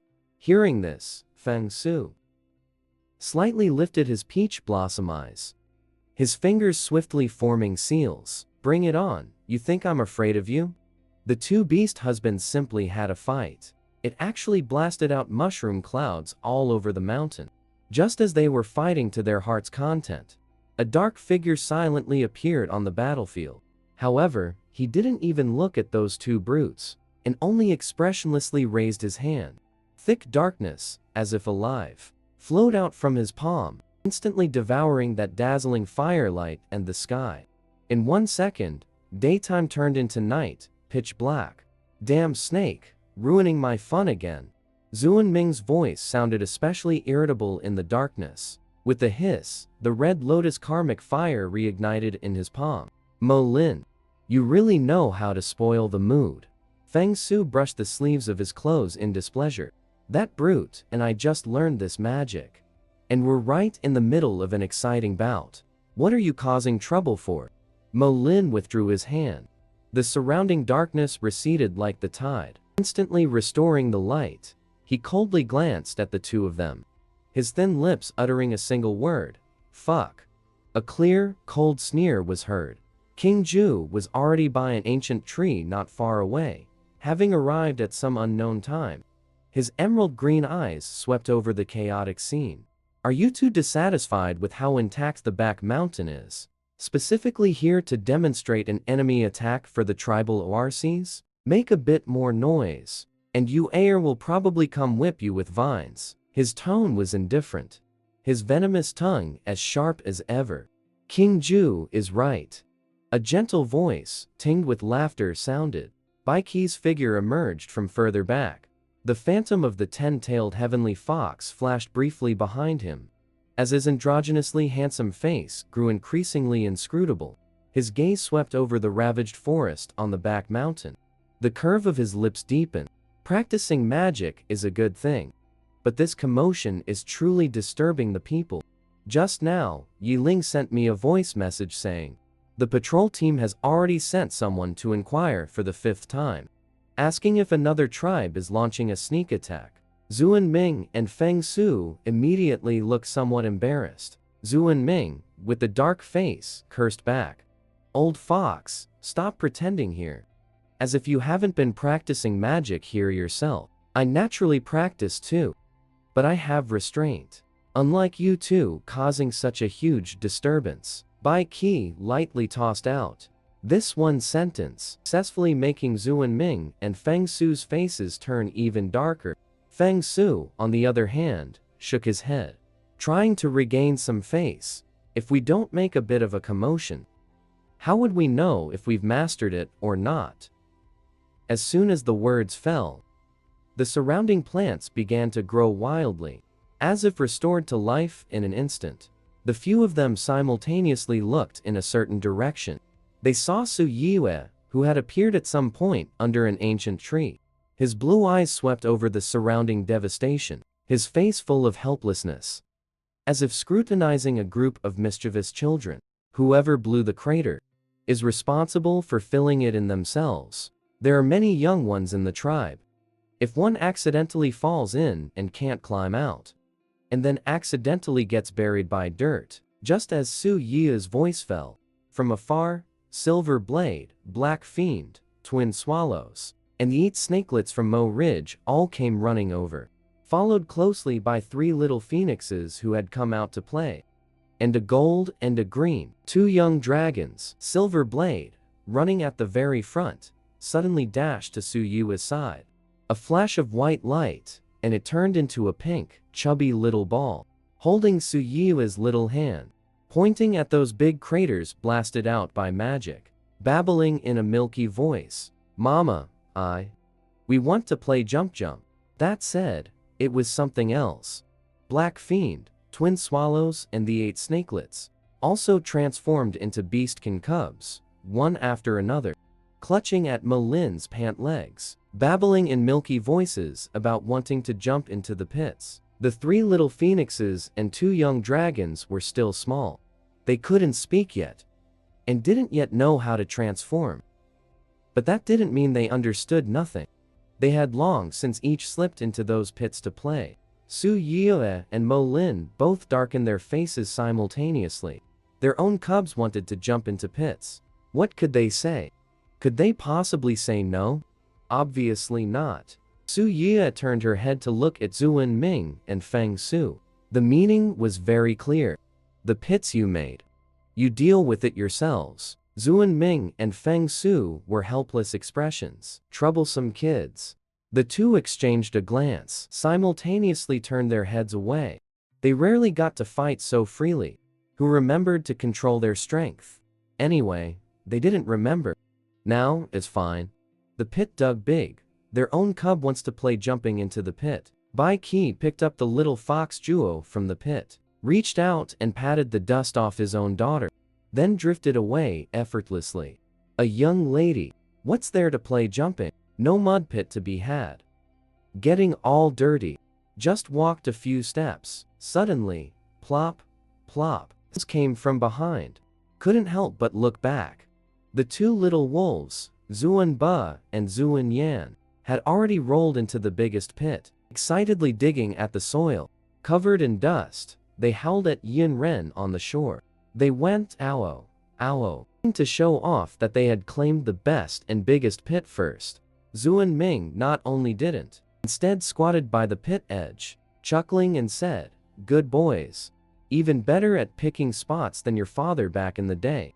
King Ju's mouth twitched, indifferently spat out 2 words, "Childish." Then, with sleeves fluttering, left. Let whoever deal with this mess. Feng Su, face dark, grabbed his own daughter, Feng Ling, out of the pit. As for the other 2 boys, let them play however they want.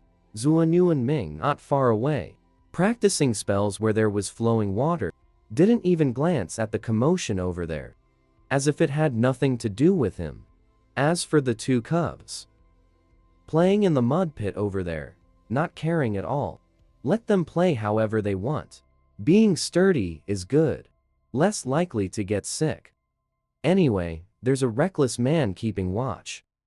The playground blasted out by magic on the back mountain, ultimately under the silent pressure of the night forest.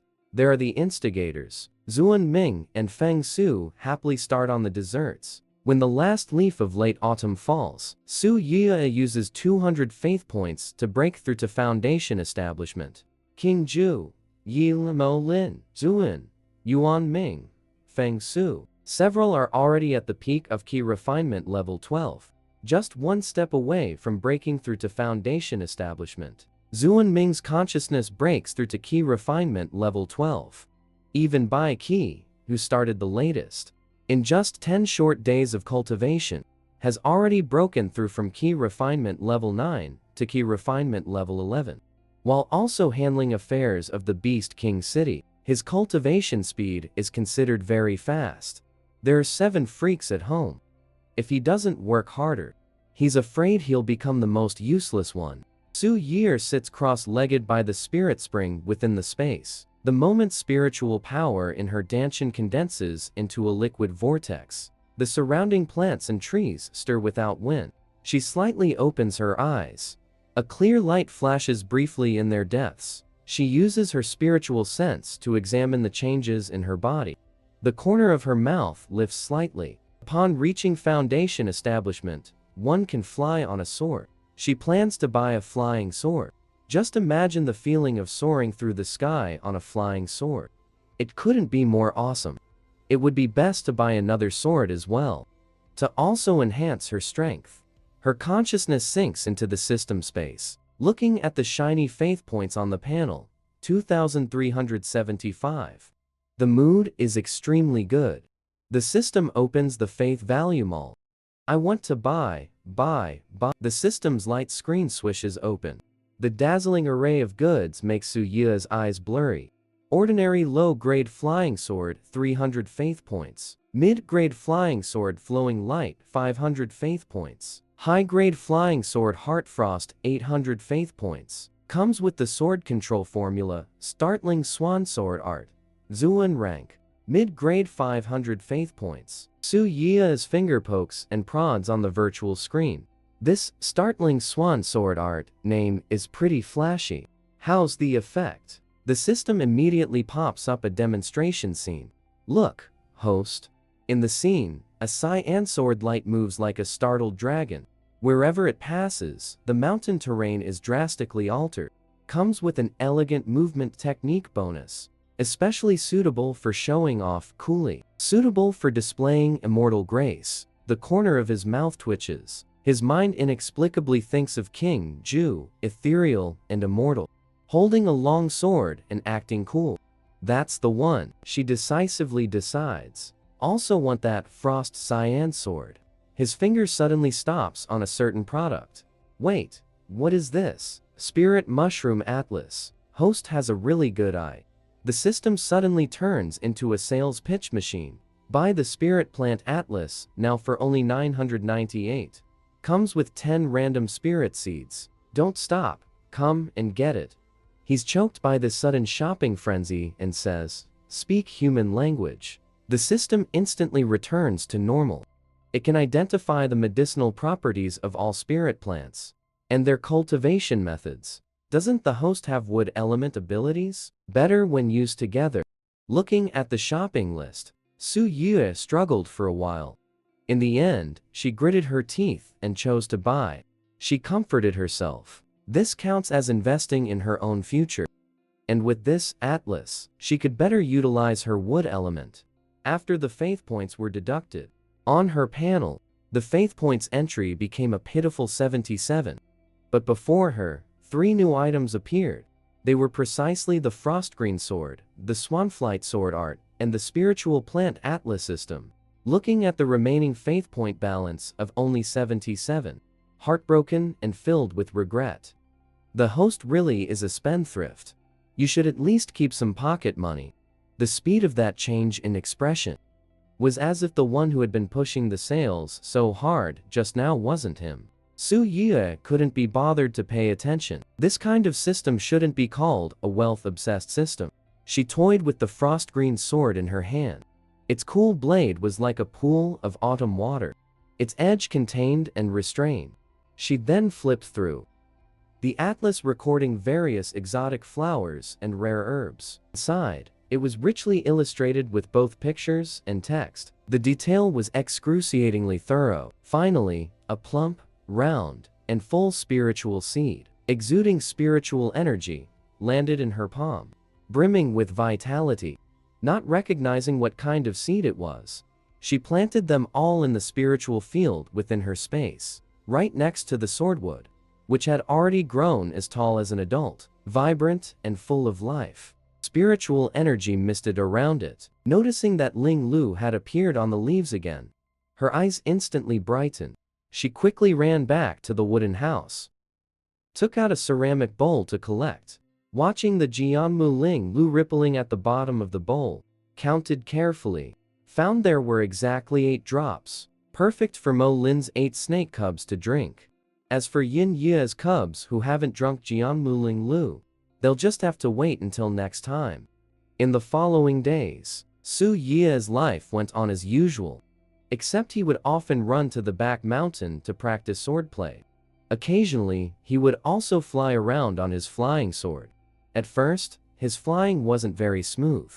nor was he very good at controlling it. He often plunged headfirst into the woods, or the sword flew too fast, and he couldn't keep up. Then he would fall from mid-air. Fortunately, a foundation establishment cultivator has already tempered their body, thick-skinned and rough-fleshed. A few falls just meant a bit of pain. It wouldn't actually cause injury. Luckily, after practicing a few more times, he quickly got the hang of it. His flying became smoother and smoother. Basically, he never fell again. When Yi Ling and the others learned that Su Ye had reached foundation establishment, to say they weren't envious would be a lie. Of course, they were also happy for him. While happy, they also redoubled their efforts in cultivation, striving to reach foundation establishment as soon as possible. As for their respective cubs, they all left them in the care of the chief, Su Lai. Su Lai didn't mind this. He would take in as many as came. As long as they weren't afraid of the cubs being covered in wolf dung, he could take care of them all. Su Ye flew past on his flying sword from the back mountain, and saw his own father with the head of hair like a bird's nest. Behind him trailed a string of young cubs, the older ones leading the younger ones, scampering wildly all over the mountains and fields. From time to time, the excited howls of the cubs could be heard, along with Su Lai's hearty, robust laughter. The corner of his mouth twitched slightly. He silently flew a bit farther away, afraid of being seen by his own, and then being dragged off to do hard labor. The tribespeople saw Su Ye stepping on a flying sword, flying back and forth in the sky. Although they were extremely shocked, they didn't think too much about it, simply assuming it was a new ability bestowed upon him by the beast god, completely unaware that this was immortal cultivation. Flying and flying, Su Ye suddenly saw Bai Qi alone under a large tree, clearly somewhat downcast and unhappy. He saw it with his eyes and felt the pain in his heart, knowing Bai Qi was surely depressed because his own strength ranked last among the few young wives. Su Ye deliberately walked over and bumped his shoulder. "What are you thinking about? So lost in thought?" Bai Qi snapped back to reality, glanced sideways at her, forced a smile. "Why has Yahello come? If I didn't come soon, someone might have gotten depressed." Bai Qi was just about to open his mouth to retort, when Su Ye interrupted him. Cultivation matters emphasize following the natural course. Although Yi Ling, Mo Lin, and the others have cultivation levels slightly higher than yours, that was also due to fortuitous encounters. This doesn't mean you're worse than them. Your cultivation speed is already very fast. Catching up to them is only a matter of time. If we force a breakthrough, in case it damages the foundation, that would truly be gaining little at great cost. Bai Qi twitched the corner of his mouth. Indeed, Yahello is clever. Nothing can be hidden from her. He was well aware of this principle in his heart. Speaking of which, he got what he deserved, lifting a rock, only to drop it on his own foot. If he hadn't schemed back then to harm Zuan Ming and Zuan Yuan Ming, and cast them into the endless abyss, then they naturally wouldn't have had the chance to obtain those opportunities. Without obtaining those opportunities, there wouldn't be a gap in strength between him and them. Unfortunately, there's no medicine for regret in this world. Now, thinking about these what-ifs is nothing but adding unnecessary worry. Bai Qi quickly composed his emotions, smiled at her. "Yahello is right. I was too impatient." Su Ye, seeing he took it in, secretly breathed a sigh of relief. Then she leaned close to Bai Qi's ear and spoke softly. "Well, first, close your eyes. You absolutely must not peek. I have something good to give you." The woman, to comfort her depressed beast husband, actually leaned right by his ear. Meow, then told him to close his eyes. No peeking allowed. Finally, like a magic trick, she pulled out a treasured sword. "Here, this treasured sword is for you. You can use it once you establish your foundation." Bai Qi slowly opened his eyes. The moment he saw the treasured sword, his eyes noticeably brightened for a moment. But he soon mocked himself again, saying, I haven't even built my foundation yet. What's the rush with these things? Breaking through is just a matter of time. Suya took Bai Qi's hand and comforted him. Although Yi Ling and the others' cultivation levels are slightly higher than yours, that's also due to their opportunities. It doesn't mean you're worse than them. Your cultivation speed is already very fast. Catching up to them is just a matter of time. If you force a breakthrough and end up damaging your foundation, that would truly be a case of gaining little at great cost. Bai Qi twitched the corner of his mouth. As expected, nothing can be hidden from Yu'er. Yu'er is right. I was too impatient. Seeing that he had taken it in, Su Yi secretly breathed a sigh of relief. She was really afraid Bai Qi would get stuck in a dead end. This man's thoughts ran deep. He liked to keep everything bottled up inside. In the long run, that could easily lead to problems. She grabbed Bai Qi's hand. Let's go. Little accompany me to the kiln to see if the blue bricks and tiles are fired yet. Pulled along by her, Bai Qi could only follow helplessly. The two soon reached the top of the kiln. A huge chimney was emitting a wisp of blue smoke. The air was filled with the distinctive smell of brick firing. The beastmen in charge of the kiln were bustling with activity. Some were stacking the air-dried clay blanks, some were adding firewood to the kiln mouth, and even more were carrying out the fired blue bricks and tiles. Su Lai was standing with arms akimbo, beside a tall pile of blue bricks, recording the count. Seeing his daughter and Bai Qi approach, he instantly smiled. Yu'er is here. Come and have a look at just the right time.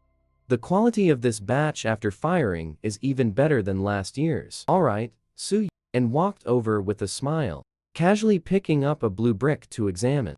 The brick's color was bluish-gray, its texture hard, and its weight not light. The quality could be considered top grade. She then looked at the tiles piled nearby. Their edges neat, the glaze even, and nodded in satisfaction. You've worked hard, father. How is the counting going? Are the amounts ordered by each tribe all sufficient? Yes, they are. Once everything here is loaded onto carts and properly stacked, I will arrange for beastmen to transport them in batches to the major tribes, and send along beastmen who understand construction. Hearing this, Su Yi felt relieved. Bai Qi had been standing by listening.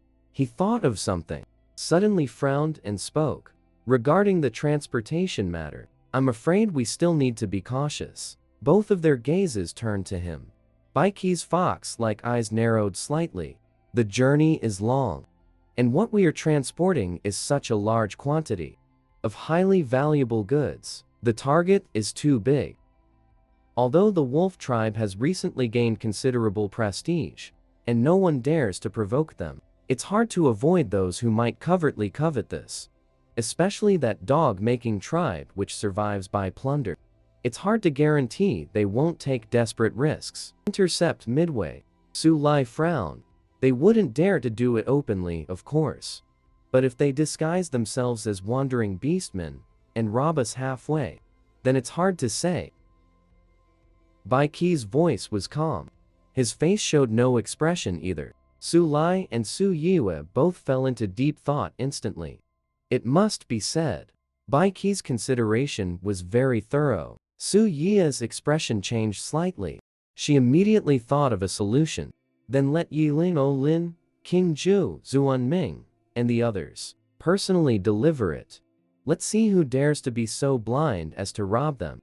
Bai Qi gave her an appreciative look. Yu'er is indeed clever.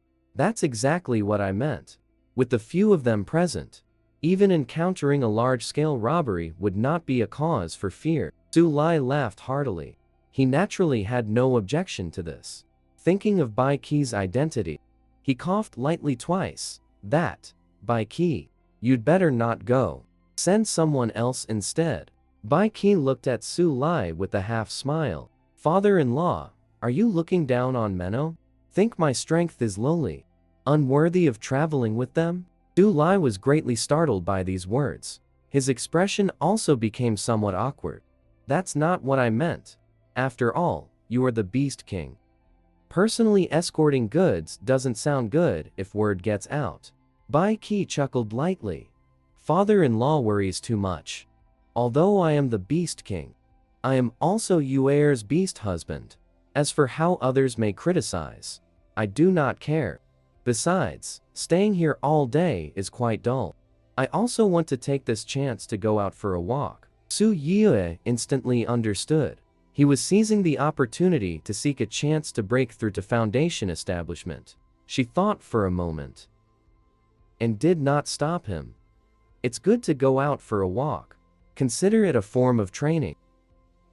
During lunchtime, Su Ye told Yi Ling and the others about this matter.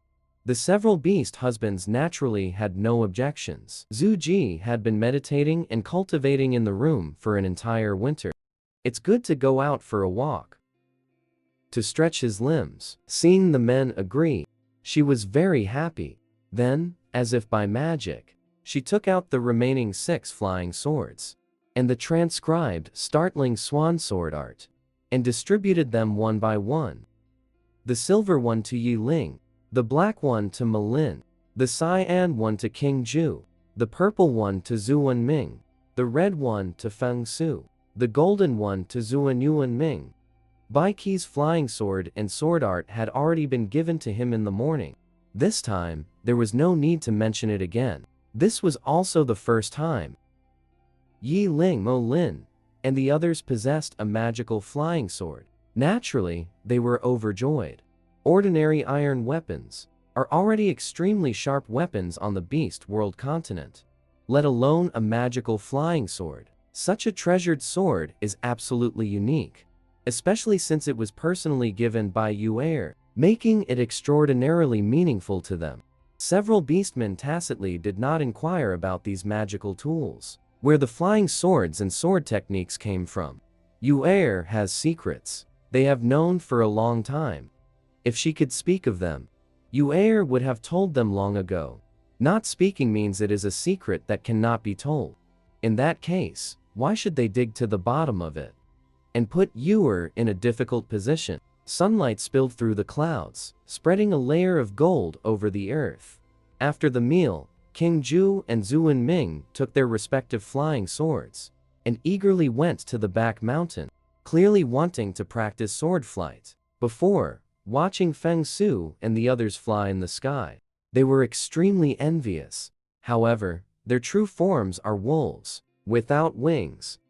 They wanted to fly but couldn't. Now, they can finally fly. 3 days later, the convoy was ready to depart. Yi Ling and others each led a team, heading to different tribes separately. At each person's waist hung a flying sword of a different color. Those who didn't know might think they were swordsmen. Su Yi's mouth twitched, but she didn't say anything, only admonished them to be careful on the road. The team soon set off grandly. She stood in place watching for a while, thinking that spring had arrived. The matter of reclaiming wasteland and farming could be put on the agenda. Decided to go find father to discuss it first. She calculated the matters of reclaiming wasteland and farming along the way. Unconsciously, her steps had already reached the door of Sulai's residence. He just bumped into Su Mu coming out from inside. Su Mu noticed him instantly. Why did little sister come at this time? Is there something you need from father? Su Ye smiled and nodded. Yes. I need to discuss clearing land for farming with father. Is he inside? Su Mu shook his head. No. Father went to the priest's place, said he needed to discuss the spring sacrifice. She froze for a moment. The wolf tribe also holds sacrifices. How come I never heard father mention it? Quickly searched the original work's memories, found there really was such a thing. The wolf tribe holds a sacrifice every spring.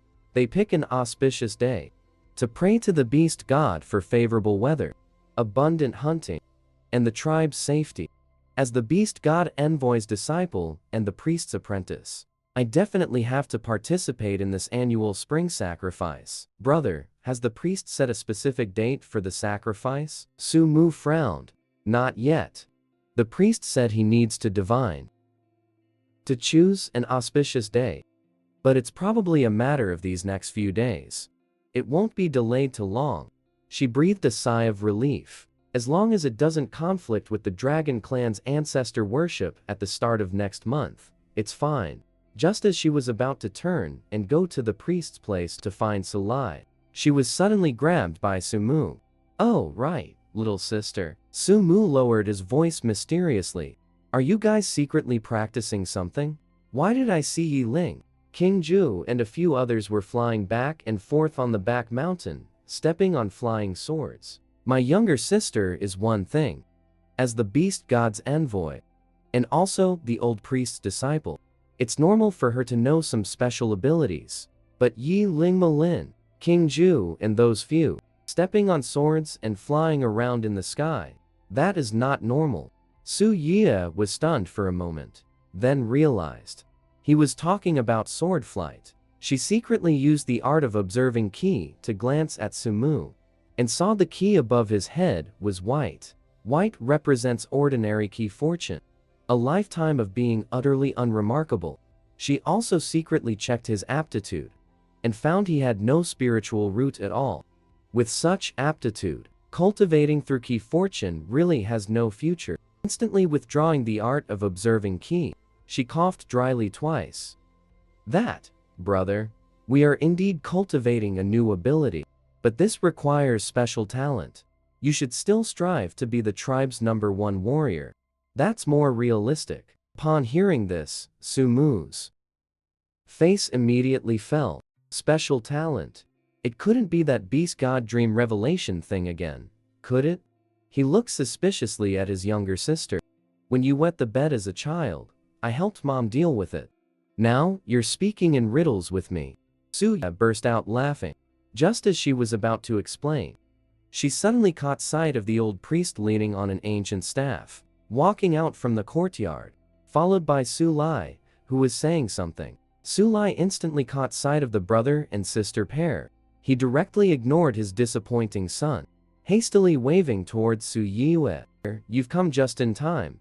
The priest has just divined an auspicious day. The spring festival will be held in 5 days. Your master and I have decided. This year, you will preside over the ceremony." As he spoke, he had already strode over with large steps. "You are now the beast god's emissary. Your prestige already surpasses that of the old priest. It is most fitting for you to preside." Suya was instantly stunned. For him to preside over the spring festival? He didn't even know the procedures. She subconsciously looked at the old priest beside her, who was stroking his beard and winking at her. "Don't panic, girl. The procedure is very simple. It's just on a larger scale. You are the beast god's emissary after all. Just stand on the altar, then casually perform 1 or 2 spells. That's enough to impress people." Du Yue couldn't help but roll her eyes. This old priest really isn't reliable. If it were really that simple, father wouldn't have specifically sought her out to discuss it. She looked at Sulai. With a serious expression, she said, "Father, since you and master both think it's suitable for me to preside, then I won't refuse. However, I still need to prepare further. I also need to review the ceremony procedures and the sacrificial prayers. I can't just stand on the platform when the time comes, knowing nothing. That would be truly embarrassing." "Good. Then you prepare well these next few days. If there's anything you don't understand, go find your master." Sulai didn't think for a moment that his daughter would preside poorly. Even if she doesn't understand, has no experience, the old priest will assist by her side. She wasn't worried in the slightest. Su Yie thought of the purpose for which she had come to find Sulai, changing the subject. "A Fu should prepare for planting when spring begins. The rice harvested last year is still piled in the warehouse. We must hurry with seedling cultivation. But we need to clear the wasteland first." Sulai instantly frowned. "Clearing wasteland for planting? Is that what you talked about last year? Burying seeds in the soil, waiting for them to grow on their own? Not waiting for them to grow on their own." She speechlessly held her forehead, could only patiently explain. "First, we clear the wasteland, then we prepare the land, manage it, fertilize, raise seedlings, transplant rice shoots, and so on and so forth." Sulai waved his hand to interrupt. A fool won't understand what you're saying. How many people are needed? You directly allocate them. The warehouse key is given to you. As he spoke, he was about to pull out the key, suddenly remembering his daughter is going to the Dragon Clan next month. She probably won't have the time. Those 7 sons-in-law will definitely follow along too. The troublesome matter would ultimately fall on his own head.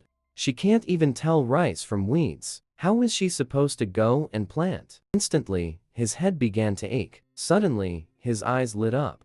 He shoved the key into Sumu's hand. Son, this matter is handed over to you. Take the hunting team to clear the wasteland. No need for everyone to go. Leave a portion responsible for hunting. Do exactly as Yuer says. Sumu holds the key, looking utterly confused at his father. How would I know how to farm? If you don't know, then learn. Sulai instantly glares at him. Your sister is exceptionally clever. How can you be so stupid? Not the least bit like my own child. The rice cooked from last year's harvest was so fragrant. If we can grow it, our tribe will never have to fear hunger again. Sumu is scolded fiercely by his father, yet he dares not utter a word in rebuttal. Can only agree, miserably. But in his heart, he blames his brothers-in-law.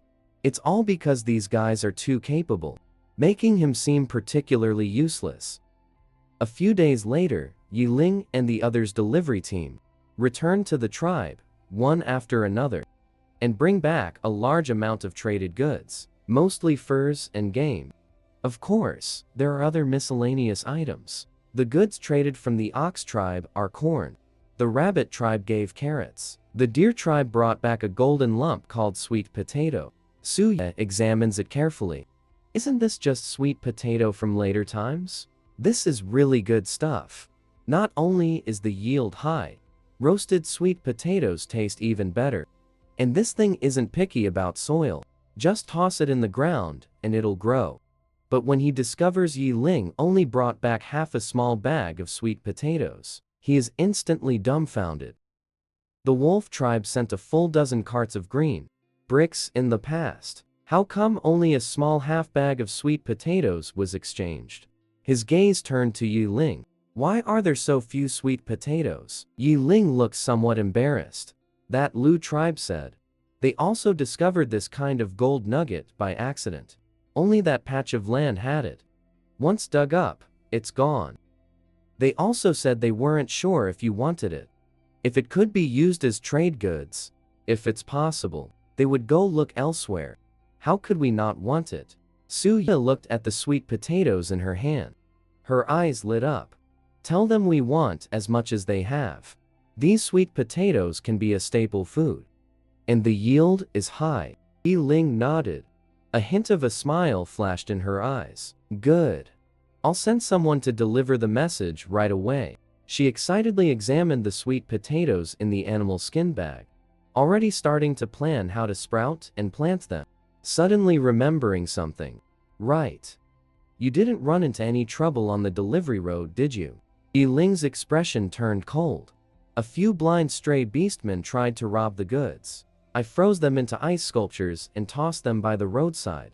She instantly laughed out loud. Can imagine that scene. Malin didn't bring back any supplies, only brought back a few pieces of black, dull stones. Suye originally didn't pay attention, casually took them to look. Instantly froze. Isn't this coal? Nori, which tribe did you bring this back from? Her voice faintly carried excitement. Coal mines are really good things. In this era, there is no electricity. Winter heating, fire making, and cooking all rely on wood. Although the beast world is not short of timber, sometimes using it is ultimately inconvenient. Coal is different. It burns long, has strong firepower, and produces little waste residue. In winter, having a stove burning indoors, brewing tea and eating hot pot. Just thinking about it feels wonderful. Molin didn't know why she was so excited, but still answered truthfully. Bear tribe. Their chieftain said this kind of black stone can burn and clean bloodstains. They use this black stuff for heating. That's it, then. She smiled happily, holding the coal piece as if she had found a treasure. How much more does the bear tribe have? This piled up half a cave. Mo Lin recalled they call this black stone, occasionally using it to start fires. They said, if you want it, they can haul it all over as goods for this trade. If it's not enough, they'll go dig more. They said there's a lot behind their tribe's mountain. We'll take as much as they have. Have them haul it all over. Su Yi's heart blossomed with joy. This was simply an unexpected delight. Among the supplies Bai Qi brought back, there were also some rather special things. It was a type of ore called starlight stone, similar to a luminous pearl. Su Yi smiled, handing the starlight stone to Bai Qi beside her. Have craftsmen polish it, inlaid in wood to make a lamp, so as not to use torches for illumination at night. Bai Qi took the starlight stone, playing with it in his palm. Yu'er is so clever. This is much more elegant than a torch. 5 days later, the spring ritual arrived as scheduled. Su Yi stood at the center of the altar, feeling the scorching gazes cast upon her from all around. Her expression was serious. All the beastmen of the entire tribe gathered around the altar. Even the elderly, weak, women, and children who rarely showed themselves had all come. 7 beast husbands stood in a row below the platform, gazing at her with burning eyes, their eyes full of pride. The old priest leaned on his drumstick staff, slowly walked up to the altar, whispered in her ear, "Girl, don't be nervous. Later, this old man will remind you from the side. Master, are you sure there won't be any problems? Don't worry, old man. I've presided over rituals for decades, never made a mistake. Just follow the procedure." Su Yi nodded slightly, seeing that the time was about right. She was just about to start reciting the ritual words. Suddenly, from the corner of her eye, she caught sight of, inside a cage covered with animal hide in the corner of the altar, something seemed to be moving. Curious, she walked over, carefully lifted the animal hide. But when she saw clearly what was inside, Su Yue was instantly stunned, rooted to the spot. A woman presiding over a ritual for the first time, yet was frightened into a daze by the sacrificial offering. Because the item for the sacrifice was actually a living beastman. The child Su Yue coldly looked at the old priest. What's going on with the cubs in the cage? The old priest looked at his disciple's icy expression. He inwardly cursed. This is bad. He was afraid this girl wouldn't be able to accept it. That's why he specifically hadn't told her. They needed live cubs as sacrificial offerings. Now, under his disciple's piercing gaze, he could only brace himself and answer, "Girl, these are the sacrificial offerings. It's the rule every year. We select a pair of strong cubs to sacrifice to the beast god, praying for the tribe's prosperity and flourishing." Before he could finish speaking, he was coldly interrupted by Su Yue, who made the rule to use live cubs as offerings. Even the beast god wouldn't agree if he knew. "Master, you call yourself a priest, yet you can carry out such a cruel act?" She looked at the shivering cubs in the cage. Their terrified, helpless eyes pierced her heart like needles. Her fury surged to the top of her head. Her gaze swept over all the beastmen present. The beast god is benevolent and loves all creatures. How could he possibly need the sacrifice of innocent cubs' flesh and blood to be pleased? This barbaric custom is abolished from today onward. Girl, the old priest panicked, hurriedly lowering his voice. This is a rule passed down by our ancestors. If we suddenly abolish it, the beast god will punish us. We cannot bear the consequences. Look, before his words faded, muffled sobs already rose from the crowd below the altar. A female, eyes red, rushed out, trying to throw herself toward that cage. But he was tightly held back by his ORC partner behind him. "Don't be foolish. Offering a sacrifice to the beast god is an honor. The beast god will bless us. But that's the cub I worked so hard to give birth to." The female sobbed uncontrollably. Her eyes were swollen and red from crying. Many females present who had young cubs also reddened their eyes. They began to sob quietly. In the spring sacrifices of previous years, What they feared most was their own cub being chosen. Once chosen, they could only become a sacrifice to the beast god. No matter how reluctant they were, they could not change it. This was the tribe's rule, and also the rule of the entire beast world continent. The surrounding ORCs had complex gazes, their expressions filled with awe. Yet they also found Su Yi's behavior very strange, and couldn't help but whisper among themselves. Beast God's envoy. What's wrong? Rules are rules. Yes, it's been like this every year. Suddenly saying it's not allowed. If the beast god gets angry, prey decreases, and plagues come again, what should we do? But what the envoy says also makes sense. That cub looks truly pitiful. Su Lai frowned deeply, as if he could crush a fly.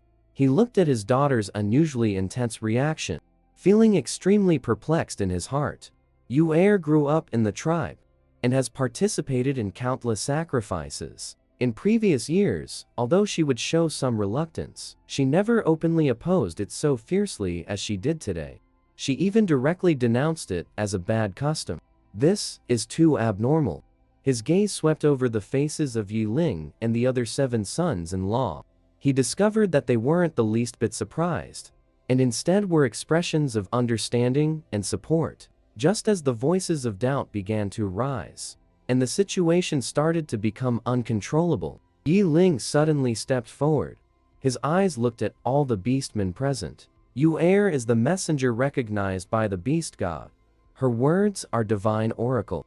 To question the messenger is to question the beast god. An icy aura radiated from his entire body, causing the temperature of the entire altar to plummet. The beastmen present couldn't help but shiver. Mo Lin just coldly uttered a sentence. If Yu says it's a bad custom, then it's a bad custom. His profound eyes swept over the crowd. The invisible pressure instantly lowered the clamor. Bai Qi's face still carried a gentle smile, but his voice clearly reached everyone's ears. All things in the world have cause and effect. Using the lives of cubs to exchange for blessings, such killing cannot please the deities, but will instead deplete the tribe's fortune and invite calamity. King Ju cast an indifferent glance at the old priest, whose face was flushed red. His cool voice carried its usual sarcasm.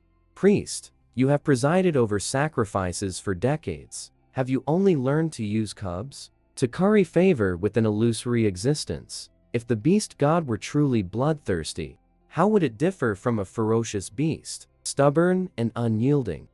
Bullshit. Old rules. Zuan Ming's explosive temper directly erupted. Pointing at the cage, he roared, using living cubs to fill the appetite of the unseen, intangible beast god. I'll be the first to disagree. Old man, I think you're getting more confused the older you get. Feng Su flicked his fiery red sleeve. His peach blossom eyes held a hint of a smile, yet his tone carried deep meaning. High priest, times have changed. The beast god has already issued the latest directive to Yu. From now on, no cubs are needed as sacrifices. Zuanyuan Ming did not speak. Only those dark golden eyes locked onto the old priest. The corner of his mouth lifted in a cold curve. A silent threat, more oppressive than any words. As if saying, just try touching that cub. The attitudes of the 7 top beast husbands were clear. Their powerful auras instantly enveloped the entire altar, suppressing all doubts and whispers. The old priest was left speechless, his beard quivering with anger. His gaze swept over Yi Ling. The 7 were inwardly speechless, cursing silently that this was just the way of the entire beast world continent. In previous years, we never saw you react so strongly. Now, this girl says one word of objection, and you all jump out one by one to accuse this old man. But each of you speaks with reason and evidence, and this girl is the beast, God's messenger. He couldn't very well refute it. He could only stand to the side with the dark face. Do whatever you want. She won't interfere anymore. Is that acceptable? Su Yi seized the chance to step forward and open the cage, taking the 2 shivering wolf cubs out from inside. The 2 cubs were clearly terrified. They kept burrowing into his arms, Their wet noses nuzzled against her chest. From now on, the wolf tribe's offerings will be replaced with grains and game. Her gaze swept over all the beastmen present. Her voice was clear and bright. The beast god cherishes his people. How could he bear to devour young cubs? If disaster truly strikes, she secretly formed a hand seal. Countless vines instantly shot out from the ground, blossoming into a sea of flowers around the altar. She continued, saying, "Then let me, Suyue, bear the responsibility alone." All the beastmen stared blankly at the area around the altar, at that incredibly beautiful sea of flowers, their expressions shocked. The scene fell silent for a moment, then erupted into a wave of intense cheers. Yes, the beast god is merciful. How could he truly require the sacrifice of innocent cubs to exchange for so-called blessings? The parents of those cubs scrambled and crawled onto the altar, weeping as they took back their young. They knelt on the ground, about to kowtow. Su Yie hurriedly stopped them, reaching out to pull the two up. She spoke a few words of comfort, simply telling them to step down. Then she turned to look at the old priest, whose face was dark. "Master, please continue with the ceremony." The old priest's beard twitched.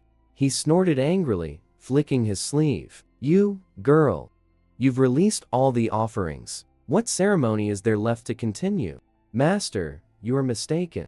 Are these not the offerings?" she said, with a smile, pointing to the various offerings arranged on the altar. Fresh prey, freshly picked wild fruits, and jars of newly brewed fruit wine. The old priest glared at him, turned his back, pretending not to hear, clearly not intending to participate in the sacrifice. Su Yue knew he had embarrassed the old man today. He was angry. He didn't mind. Returned to the altar, began reciting the sacrificial prayers loudly. Fortunately, he had memorized the procedure, so he wasn't worried about making mistakes. After the sacrifice ended, Su Yue returned to his small courtyard. Yi Ling and others followed behind him. With varied expressions, Yu Bai Qi suddenly spoke. "You did very well today." He turned to look at her, smiled faintly. "I only did what I should." Bai Qi's expression was complicated. "Actually, I've long wanted to abolish this bad practice. I even mentioned it to father before, but was scolded harshly by him. He said it was disrespectful to the beast god." Su Yie raised an eyebrow upon hearing this. "You are now the king of Beast King City. Just directly order its abolition." Bai Qi smiled bitterly and shook her head. Although Beast King City rules the lower domain, the sacrificial traditions of each tribe are deeply rooted. Today, you broke precedent in the wolf tribe. It's actually a good opportunity. As she spoke, she took out a Beast King token from her bosom, summoned the hidden guards who were secretly on standby. "Convey the king's order. From today onward, Beast King City and all its subordinate tribes abolish the bad practice of using live young as sacrificial offerings. If there are any who disobey, they shall be charged with treason."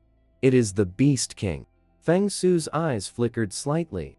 He must be summoning the Phoenix clan guards, hidden in the shadows. Chen Shem ordered to convey this clan leaders. Decree to the Phoenix clan and its affiliated tribes. Immediately abolish the barbaric practice of using live young as sacrifices. Those who violate will be expelled from the tribe, never allowed to return to the clan. He then gave the guard a token. It was the clan leader's token. The guard took the token, accepted the order, and left. His figure transformed into a streak of firelight and disappeared into the horizon. Zuanyuan Ming stood to the side with his arms crossed. He sneered, saying the Dragon Clan never engages in such practices for ancestral worship. Feng Su instantly looked at Zuanyuan Ming and rolled his eyes quite inelegantly. "Cousin, the way you put it. How many dragons does your Dragon Clan even have? Of course, you wouldn't be willing to use them as sacrificial offerings." Zuanyuan Ming wasn't angry even when his weakness was exposed. The corner of his mouth curled into a wicked arc. "At least our Dragon Clan hasn't done such thunder-striking, heaven-condemned deeds." Hearing the words, thunder-striking, heaven-condemned, Feng Su's face instantly darkened. The faces of the other men also darkened somewhat. These words clearly insulted everyone present. Feng Su snapped his feather fin shut with a slap. His peach blossom eyes narrowed dangerously. "Cousin, are you saying our Phoenix clan deserves to be struck by thunder?" "I didn't say that." Zuanyuan Ming watched with dark gold. A mischievous glint flashed in his eyes. But the sight of certain bird feathers being scorched by thunder must be quite beautiful to behold. "Looks like cousin's skin is itching again. Maybe cousin should loosen your joints for you." Feng Su narrowed his eyes with a half smile. His fists clenched with cracking sounds. Zuanyuan Ming wasn't the least bit afraid. Instead, his face held a hint of amusement. Who loosens whose joints isn't certain yet. But a spar is possible. Just right to test how cousin's swift swan sword technique is coming along. As soon as the words fell, a golden long sword instantly flew out from behind him, straight toward Feng Su's face. The golden long sword had just flown out 3 inches, when it was slapped back into its scabbard by Su Yue. "If you want to fight, go to the back mountain to fight. Don't wreck my house." Feng Su flung his fiery red feathered robe, turned and swept toward the back mountain. Cousin better not wet his pants from fright. Zuanyuan Ming transformed into a golden light, closely following behind.